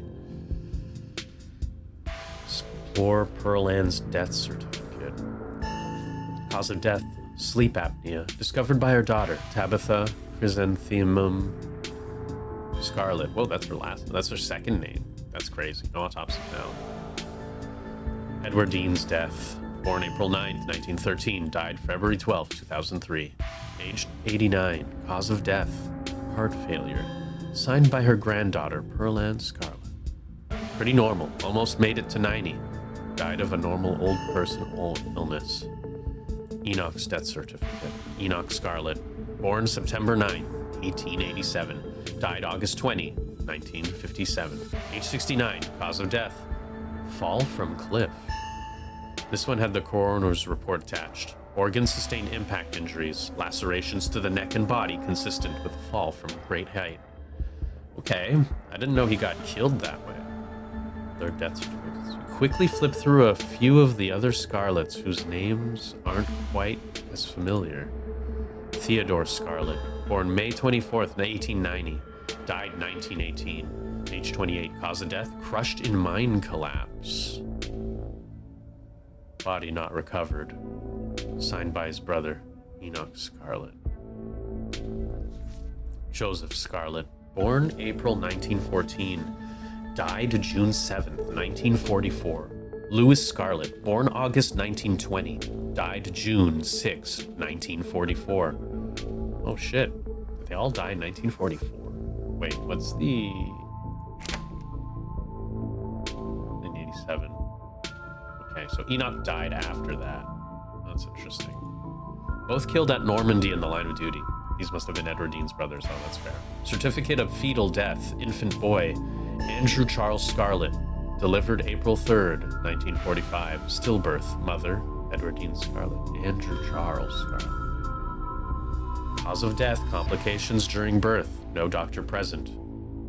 Home burial. There was no doctor present at birth. And a home burial. There's some information missing here. Is this Charlie's son? Because Edward Dean and Charlie were technically sweethearts. And then she named the middle... Well, she named the child the middle name Charles. Charles? Was it Charles? Yeah, Charles. Andrew Charles, huh? Alexandra Scarlet, born December 12th, 1947.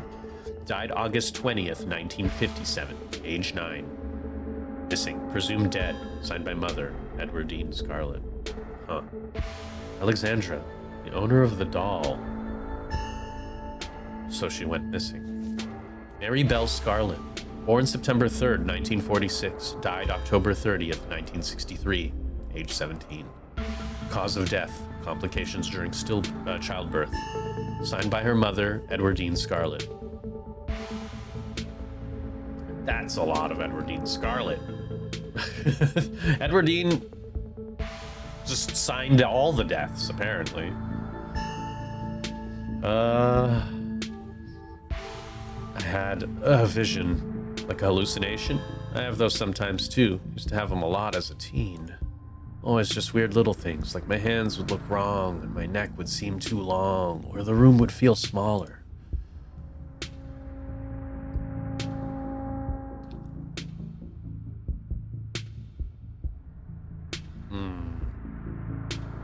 Whatever these visions are, they're making me very suspicious of my family. That's probably a good thing, right? The Scarlets have always seemed like one of those old money families with a ton of secrets. And that estate up on the hill seems like the kind of place that's seen at least one murder. Maybe you should try to stay away from that place. Does Dr. Kelly know I'm here? No, I snuck you back into the house while she was busy in the medical storage room. Figured you wouldn't want to come too in the morgue. Okay. Yeah, that's fair. Wait, nothing spooky happened? The mountain didn't collapse on us? No ghosts? No. Nothing. Just fell down, twitched a little, and when you seemed stable, I carried you back here. That was a few hours ago.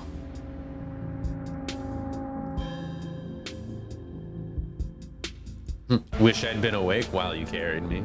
I could always put on a repeat performance, if that's the sort of thing you'd like. You didn't call... No, I don't need to say that.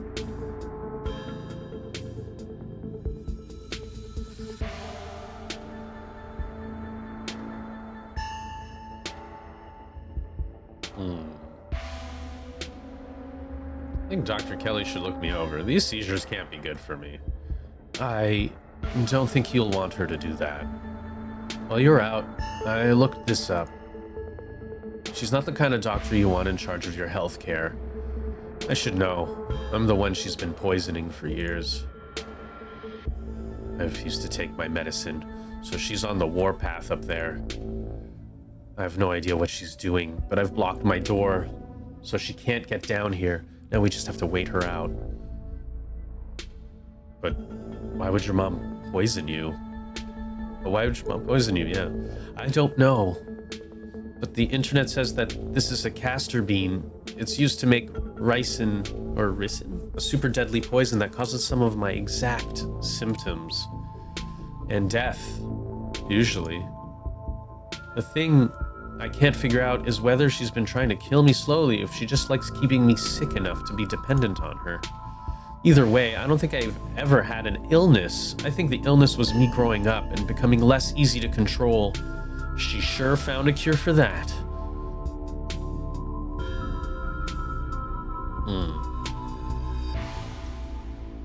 Ricin is really bad. How are you not dead? I don't know. Maybe it's low enough doses, or maybe I developed a tolerance, but I think the fact that I feel more and more alive by the minute is enough proof that she was keeping me sick. I don't even need solid evidence.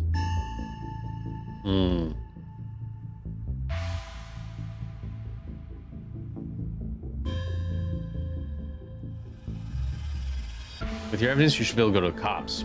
Maybe not the local cops, but cops. Is that correct? Is that the right way to say that? A cop, maybe? The other cops? I don't know.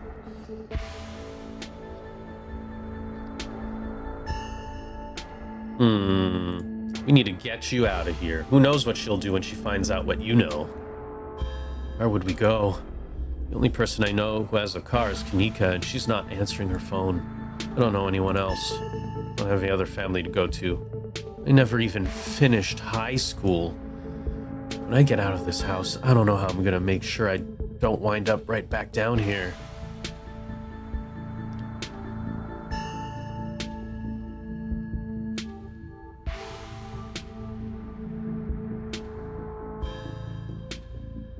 One step at a time.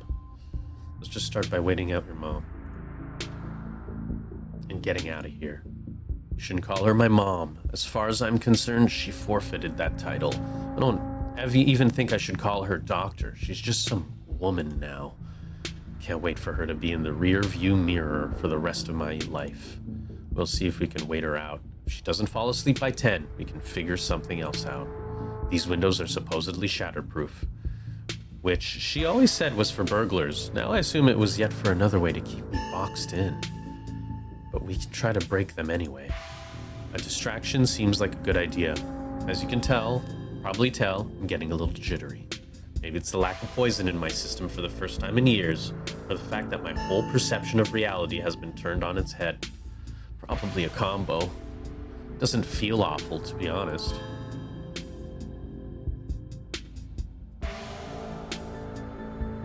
You could always draw me. If you're sure you're okay with sitting for a portrait, I'd love to draw you. There's a quality to drawing that's almost like catching memories, as snappy as that probably sounds. But this can be a sort of snapshot of the night my life turned around. It's definitely a memory worth holding on to. I'll get you a chair. He excitedly hurries across the room, pulling up a couple of chairs. You can see the difference in his energy now that he hasn't had his daily dose of poison. He's more talkative, less slouched. His long limbs no longer perpetually tucked in at his sides. May I touch your face?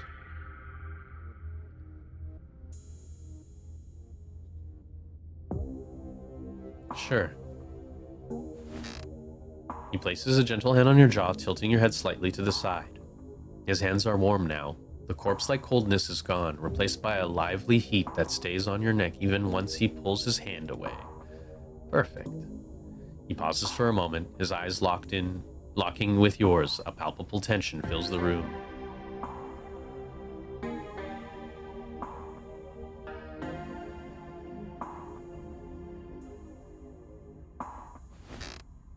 Thanks for doing this. You have no idea how long it's been since I've been able to have somebody sit for me. I think it's been since high school, probably. He starts sketching. The scraping of the graphite is quick and controlled, long lines sweeping across the paper. He pauses for a brief moment, glancing away in thought. I'd wanted to draw you since we met yesterday. You have such striking bone structure. It makes for a truly unique face. I hope I can capture it. He glances up at you every couple of seconds, the pencil still moving as he focuses his intense gaze on you. I want to know what I look like. This is so much easier than usual. Sometimes getting the basic forms down can feel like pushing through mud, but this is like breathing. It's just flowing out. He continues scratching out your portrait, the sound of pencil on paper louder and bolder as the strokes gain confidence. I just can't believe I let this go on for so long, that I never questioned her, that I so readily accepted the lines she gave me about my years being numbered and my illness being some bizarre mystery genetic thing that no other doctors could solve. I know it's hard to see when you're in the thick of it, but I was just so naive, and who knows what lasting damage she's managed to do to me. You realize this isn't confidence that's deepening the lines on the paper. It's anger, frustration.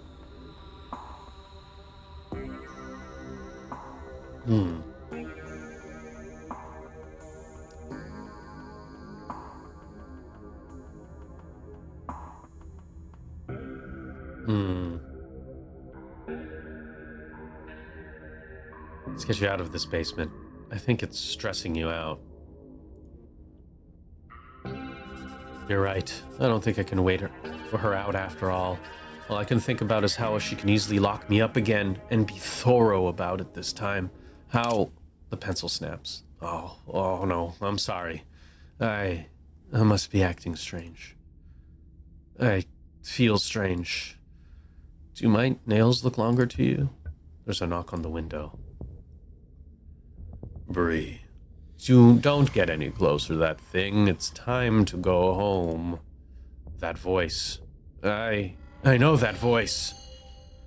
Is that who's been following you around? Without another word, Wayne starts pounding on the supposedly shatterproof window. Enemies upstairs, enemies outside. We're surrounded. Even if I get out of this house, I won't be safe. You won't be safe.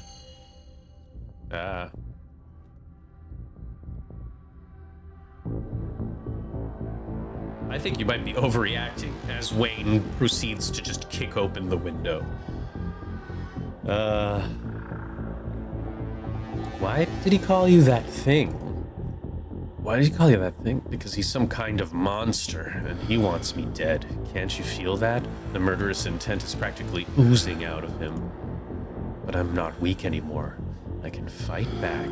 I don't have to cower in fear from the people who want to hurt me. I can protect both of us, BRIE. The window shatters. Reese. Oh god, I forgot how creepy this was. As Reese tears his clothes, paint bubbles out from the canvases, his ghoulish figures peeling themselves out of their two-dimensional worlds, invading yours, crawling up the walls. Grab my hand. I'll pull you out. Leave us alone! Oh. In a surge of violence, the change that had been brewing inside of Reese finally comes. As it manifests, the broken basement window is sealed off, and Wayne along with it.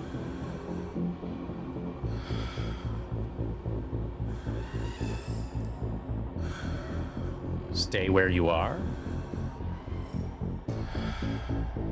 We aren't safe, but I feel strong now. I think I can save us. Stay here, I'll be right back. I just have to deal with the doc. See, Reese storms up the stairs, leaving you with his... First of all, call Tabitha for help. Hey, where are you?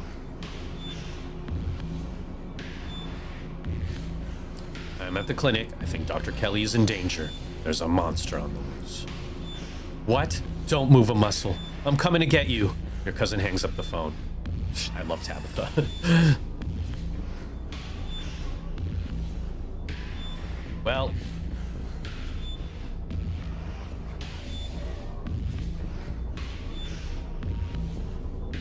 I'm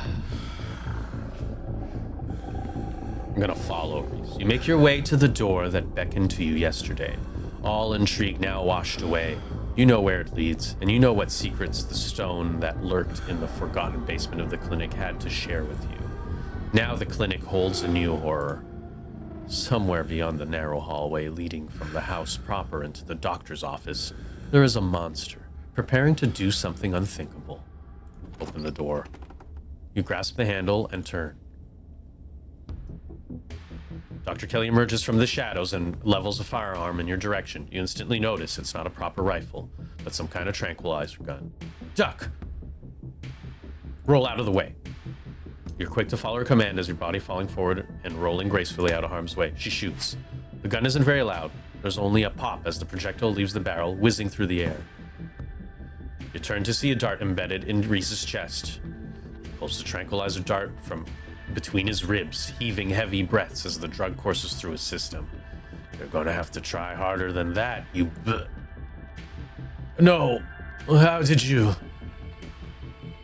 As if you could hope to stop me, you pathetic waste of flesh. Before Wayne takes another step down the stairs, paint flows out between the cracks in the wood. Reese's panic pulling a mob of furious creatures to hold his enemy in place. The artist darts away, but his creations continue their work in his absence. Dr. Kelly makes her escape down the hallway as Wayne is overcome, glued in place at the top of the stairs by stiffening globs of paint.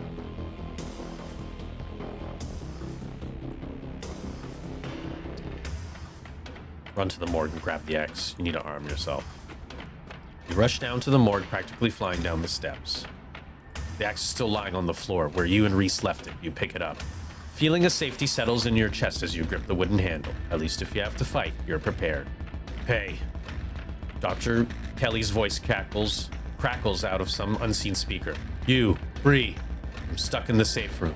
I can't help you from here, but you can help both of us. You survived. You survived. What's going on? I think you can probably put that together. I need you to get to the medical storage room. I'll give you further instructions when you're there. Head to the medical storage room. Axe in hand, you rush up the stairs from the morgue into the medical storage room. I'm here. Great, now listen to me. I need you to use the black taped key to get into the cabinet and bring me the elephant tranquilizers. It's a bottle labeled carfentanil. Bear tranquilizers clearly aren't going to cut it anymore. An intercom system, huh, Doc? Good. You should hear this. BRIE, you don't have to do anything she says. I'm not going to hurt anybody else, just her. If I don't, you and I both know she's just going to shoot me full of elephant tranquilizers. Did I hear that right? And shove me back down in that basement, or maybe someplace even worse, and keep killing me every day for the rest of my miserable existence. I feel amazing right now, better than I've ever felt in my life. I'm not dangerous. She's just scared because she knows she has to finally pay for what she's taken from me.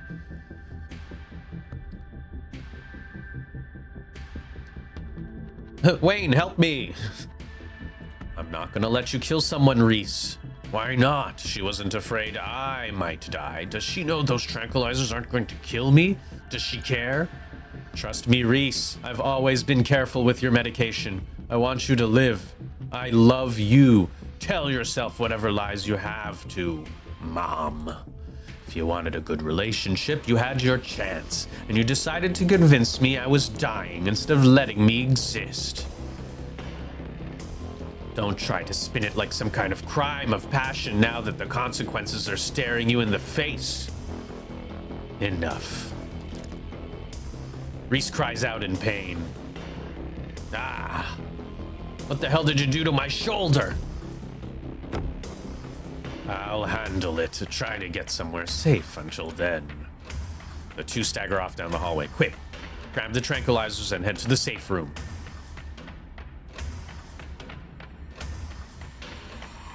Damn, I'm actually really curious about that. I don't want to do that. Oh man, this is tough because I want to help with the tranquilizers.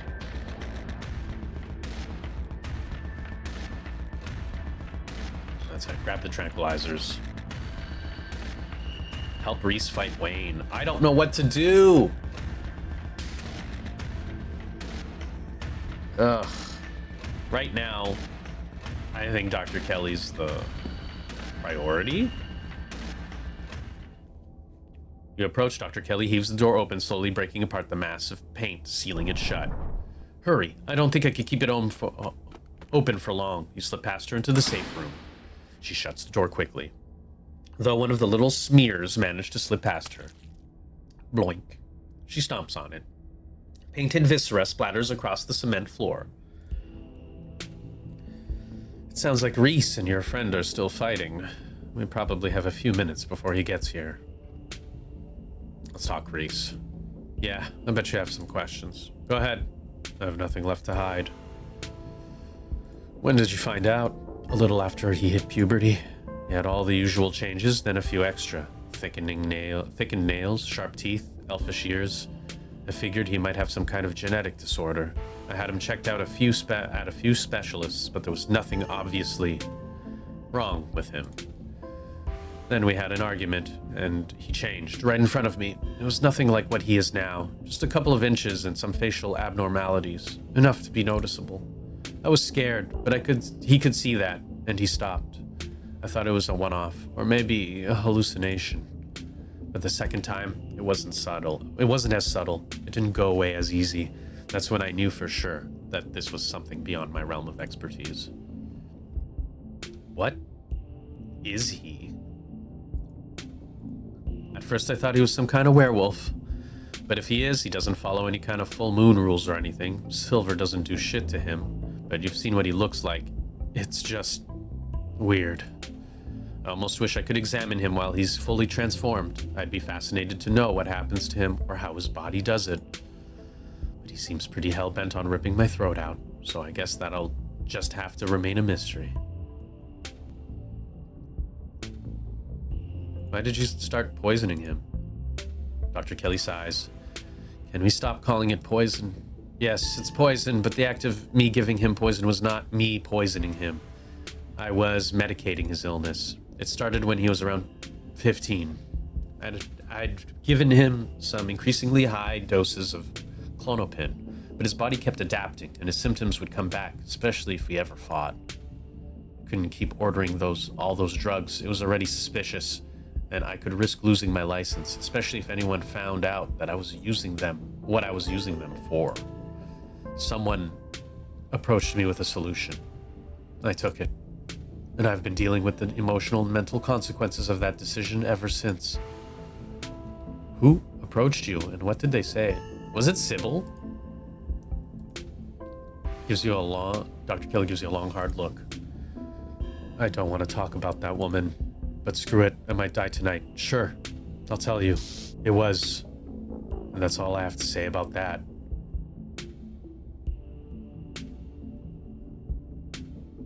The fuck?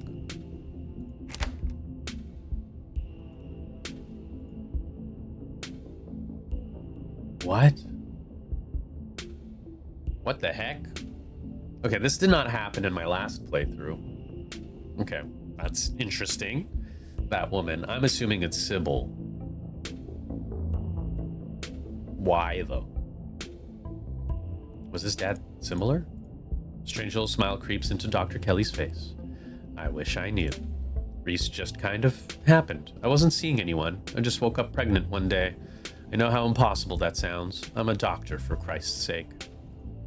I kept having these weird dreams, almost like sleep paralysis episodes. Romantic sleep paralysis episodes. They were actually kind of sweet. They were just dreams. But then, all of a sudden, my period stopped. I got morning sickness. And roughly 9 months later, Reese.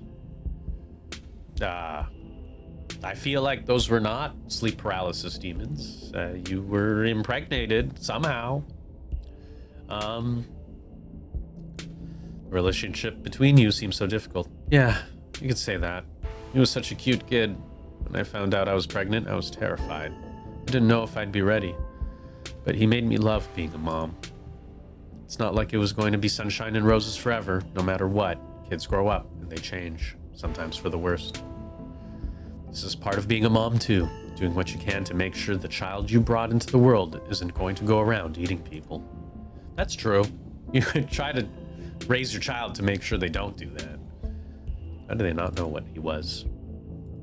I've been medicating him since he was 12. We've only had 3 incidents like this before, maybe 4, depending on what counts. This is the worst one by far. He doesn't seem to understand at first that he looks different. I just make sure to stay on top of his dosages, so he rarely ever does. But I've been preparing for this inevitability. He's an adult now. There's only so much I can do to control him. How do you know he's dangerous? Well, he wants to murder me, so that's clue number 1. It's not like he's usually a violent kid. He's mostly just sad. But every now and then, we butt heads, and that's usually when this side of him comes out. Imagine if this happened anytime he gets frustrated with anyone. Imagine he gets road rage one day, turns into a 12-foot tall monster with a million teeth, and rips somebody apart in the middle of a major metropolitan area? Yeah, he's dangerous.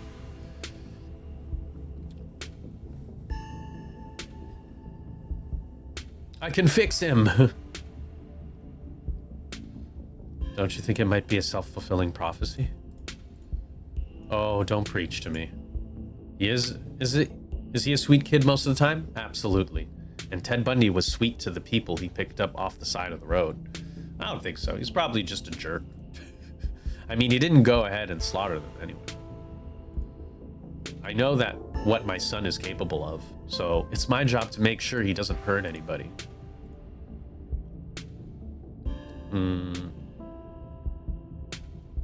While we're at it, any other secrets you're keeping? You have it all. You have no idea how relieved I am to finally say this shit all out loud. That's fair. That's the game plan. Both short and long term. Well, pump him full of elephant tranquilizers, then I lock him in here. Then I somehow convince him to see things from my perspective. Then we all live happily ever after. No flaws with this plan. There's got to be some other way. It's just going to make him feel trapped. It sure is, especially since I'll have to isolate him even more now that he knows what's going on. He's going to hate me. But you got to work with what you've been given. And what I've been given is an ethical dilemma where I either let my son kill me, freeing him to go out to kill others, or imprison him for the rest of his life and force feed him poison to keep him controllable. Or the third option, kill him. I've decided which outcome I can live with. What is this room? Old x-ray room. Lead walls. After realizing this whole situation was a possibility, I had a door reinforced with special remote-controlled locks. Glad it could finally come in handy. You and Dr. Kelly sit in silence and wait for her son to make his way to you. The sound of distant breaking glass cuts through the silence of the clinic outside the safe room. Shit. This might be game time. Get those tranks ready. We have to get this door open before he crosses the hallway. Dr. Kelly opens the door. 2 of you stare out into the hallway.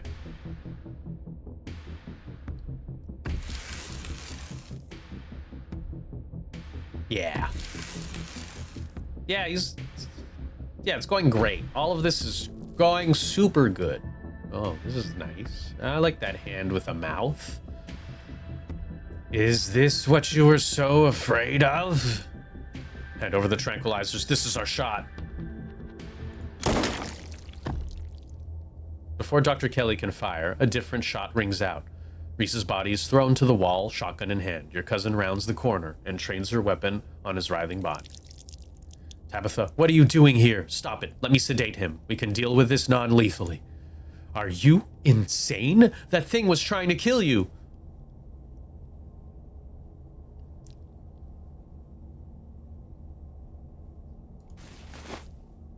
You leap forward, placing your body between Tabitha and the whimpering Reese, as his face is already trying to stitch itself back together as he writhes on the ground. BRIE, what the hell do you think you're doing? Don't kill him. He's still a person. Person, my ass. Did you see his face? Both of you, shut up and help me drag him into the safe room. Now! You turn to see Dr. Kelly already pulling her son towards the open doorway. Tabitha swings the gun on her back, huffily jumping in to help Dr. Kelly. It's not long before his regenerating body is sealed away behind the door. Not exactly how I thought that would play out, but at least none of us are dead. If you've done any permanent damage to him, you're going to be the one paying for the medical supplies, Miss Scarlet. You aren't seriously going to keep that thing alive, are you? It's clearly dangerous. What makes you think you can keep it locked up? It is my son, Miss Scarlet, and despite appearances, he is still human. I prefer you refer to him as such. And I've managed to keep him safely locked away and harmless for years. Sure, it'll be a little more difficult now that he knows about his condition, but that room is lined with lead. He's not going anywhere. He's human? Are you sure about that? Are we talking about the same guy? Trust me, I've done genetic tests. He is human somehow, and it's my job as his mother to protect him and to protect people from him. It's not a burden I take lightly. You don't have to worry about him getting out anytime soon.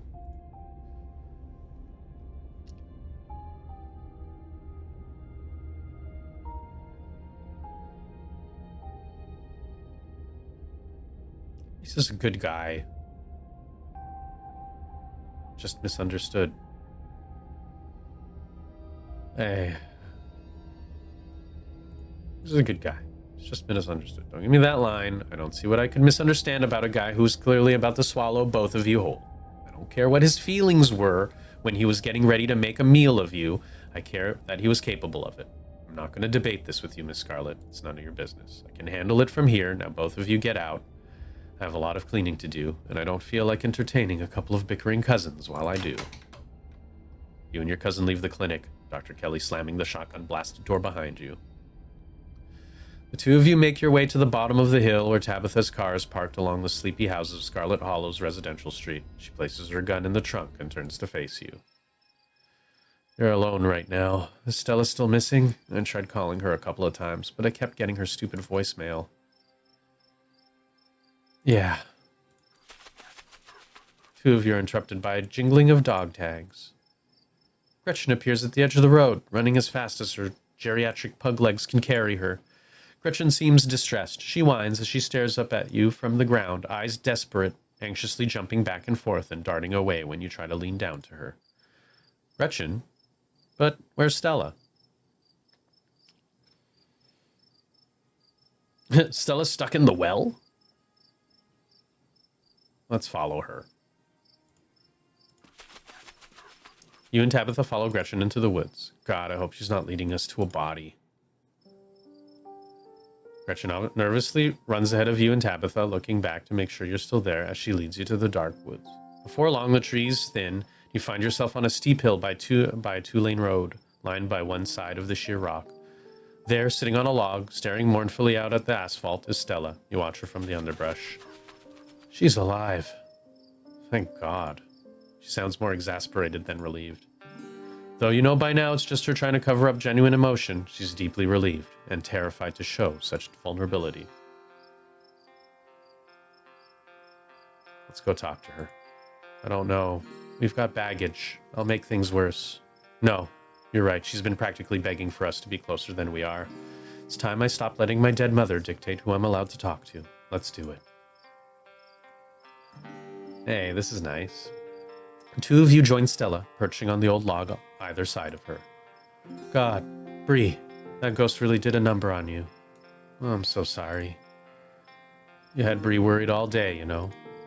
And it looks like you got into some trouble too, BRIE. You're all covered in blood. I think a lot of it is paint, actually. Paint? What? This is where your parents died, right?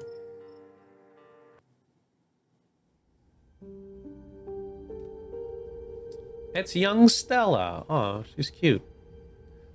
Fall Fest. Mom. Dad. Truck.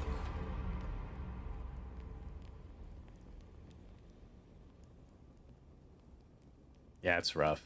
That's rough. Oh, poor Stella.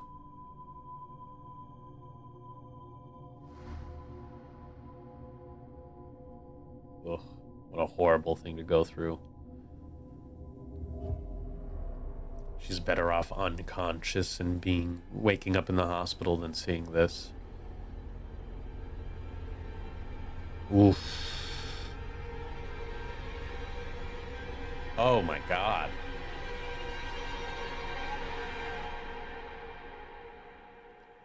That's absolutely brutal. Holy shit. Oh god. Damn. I didn't know it was that hard. Like hardcore. Poor Stella. Have you been sitting here all day? Yeah. Just waiting. Silence falls over the three of you. The wind rustling in the leaves and the sound of night insects carrying on around you. You muted in the still night. I wonder if Stella was thinking, well, if ghosts exist, where are my parents? I mean, she was like deeply unsure about ghosts. She was always kind of looking for them. I wonder if that was her way of, I don't know, keeping up hope that her parents can still be talked to. Nothing happened, though. That's probably for the best. Ghosts, huh? Tabby, did I do something wrong after the accident? What? There's whole years of my life that I feel like they just never happened. Like every time I try and remember them, it's blank. I have all these videos sitting on my channel that I don't even remember filming. It's scary. Did I do something to push you away? No. All you wanted to do was talk to me, but Pearl Ann wouldn't let you near me. Oh.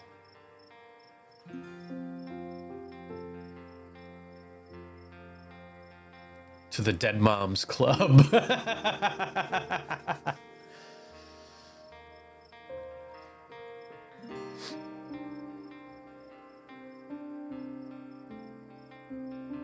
She needs some...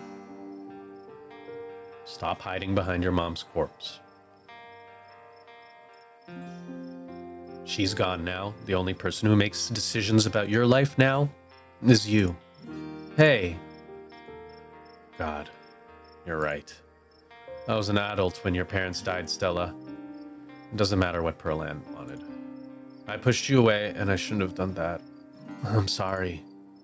Tabby, I've missed you. I've missed you too. The three of you stare out into the quiet night. I think the accident is probably why I got into ghost hunting. I think I just wanted to see them again. I wanted to know whether I even could. I never found anything, so I eventually gave up. Oh, I knew it.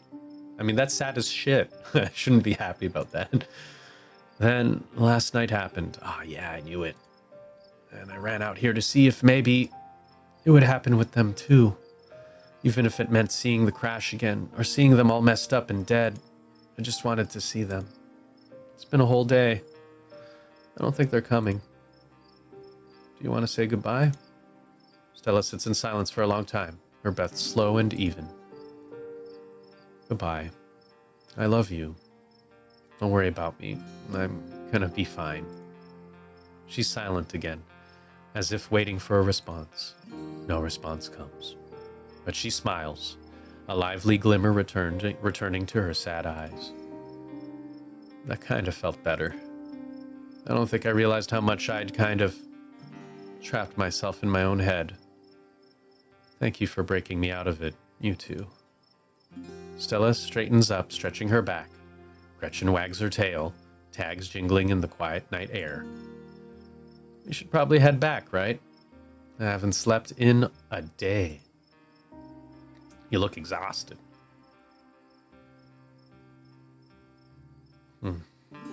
She doesn't need to hear about this tonight. At least for now. The three of you and Gretchen make your way back to the woods before arriving at Stella's house. This is me. Thanks again, you two. It's time for us to get back to the estate, BRIE. Tabby, wait.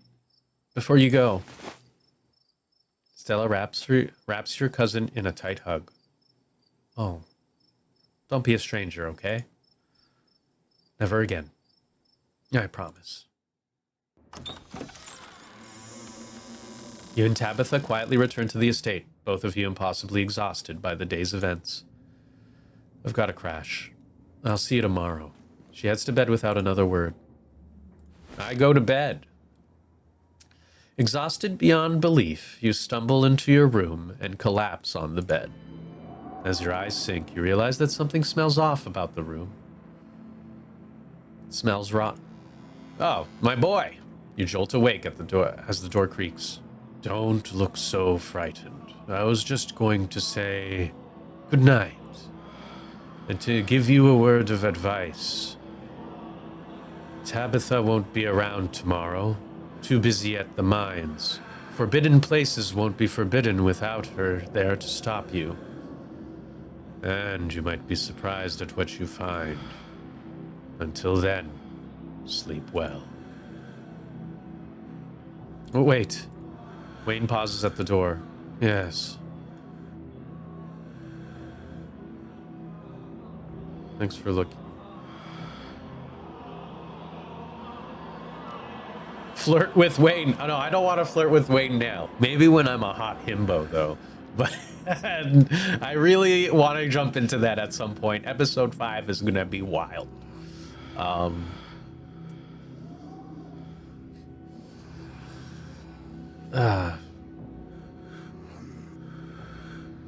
not Tabitha? You're gonna lecture me? I'm gonna say, I'm glad you're okay. I was worried Reese might have. Wayne emits a strange kind of coughing sound. You realize he's laughing. He managed to catch me off guard. Those constructs of his were an interesting little trick, but that's all they were.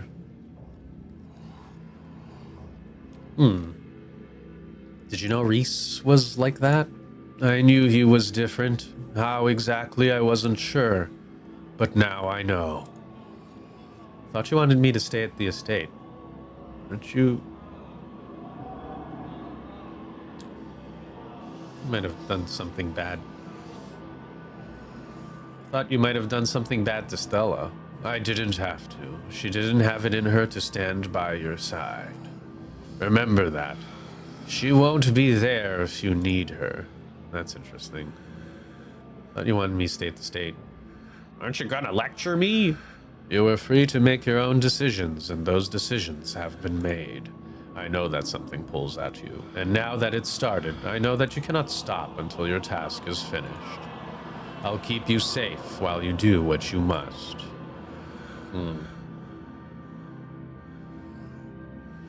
Thanks for looking out for me tonight. Anytime you find yourself in danger, I'll be there for you. I'll always be there for you. Good night, BRIE. Wayne leaves your room and closes the door behind him. The damp smell of the mattress is starting to become almost welcoming, a sign that the now daily horrors of Scarlet Hollow are finally behind you, at least until the sun inevitably rises once again. You close your eyes, your exhausted body succumbing to the sleep almost immediately. As you drift off, you think of Reese, trapped in that tiny windowless room, all his greatest fears realized, his body no longer his own. But you stopped him from killing Dr. Kelly. The world, at least for now, is protected from him. And then you think of nothing. There we go. Done. Episode 4 done with BRIE. That was a really fun playthrough. I'm glad I got to kind of get around to some different scenes, different situations. I was getting a little worried that I was going to get maybe similar things going on, but no, I managed to get some different stuff. There are decisions that I feel like I don't want to make, but I will probably make them with specific types of characters. But here we are, episode 4, and next month it's going to be episode 5 if there are no delays. But thanks for joining me on the episode 4 train. It was fun. I'll see what my relationship with Reese is later in episode 5. I'm curious to know what becomes of him and Dr. Kelly. And Wayne seems to be talking to us way more, and my relationship with Tabitha is also way better, so I'm curious to see how that's going to look for BRIE. In the meantime, she's old, but still strong. And the street smart skills really helped out, in my opinion, for getting info, so good stuff. Anyways, that's it for me, and I'll see you next time when we return to the sleepy town of Scarlet Hollow. Bye-bye.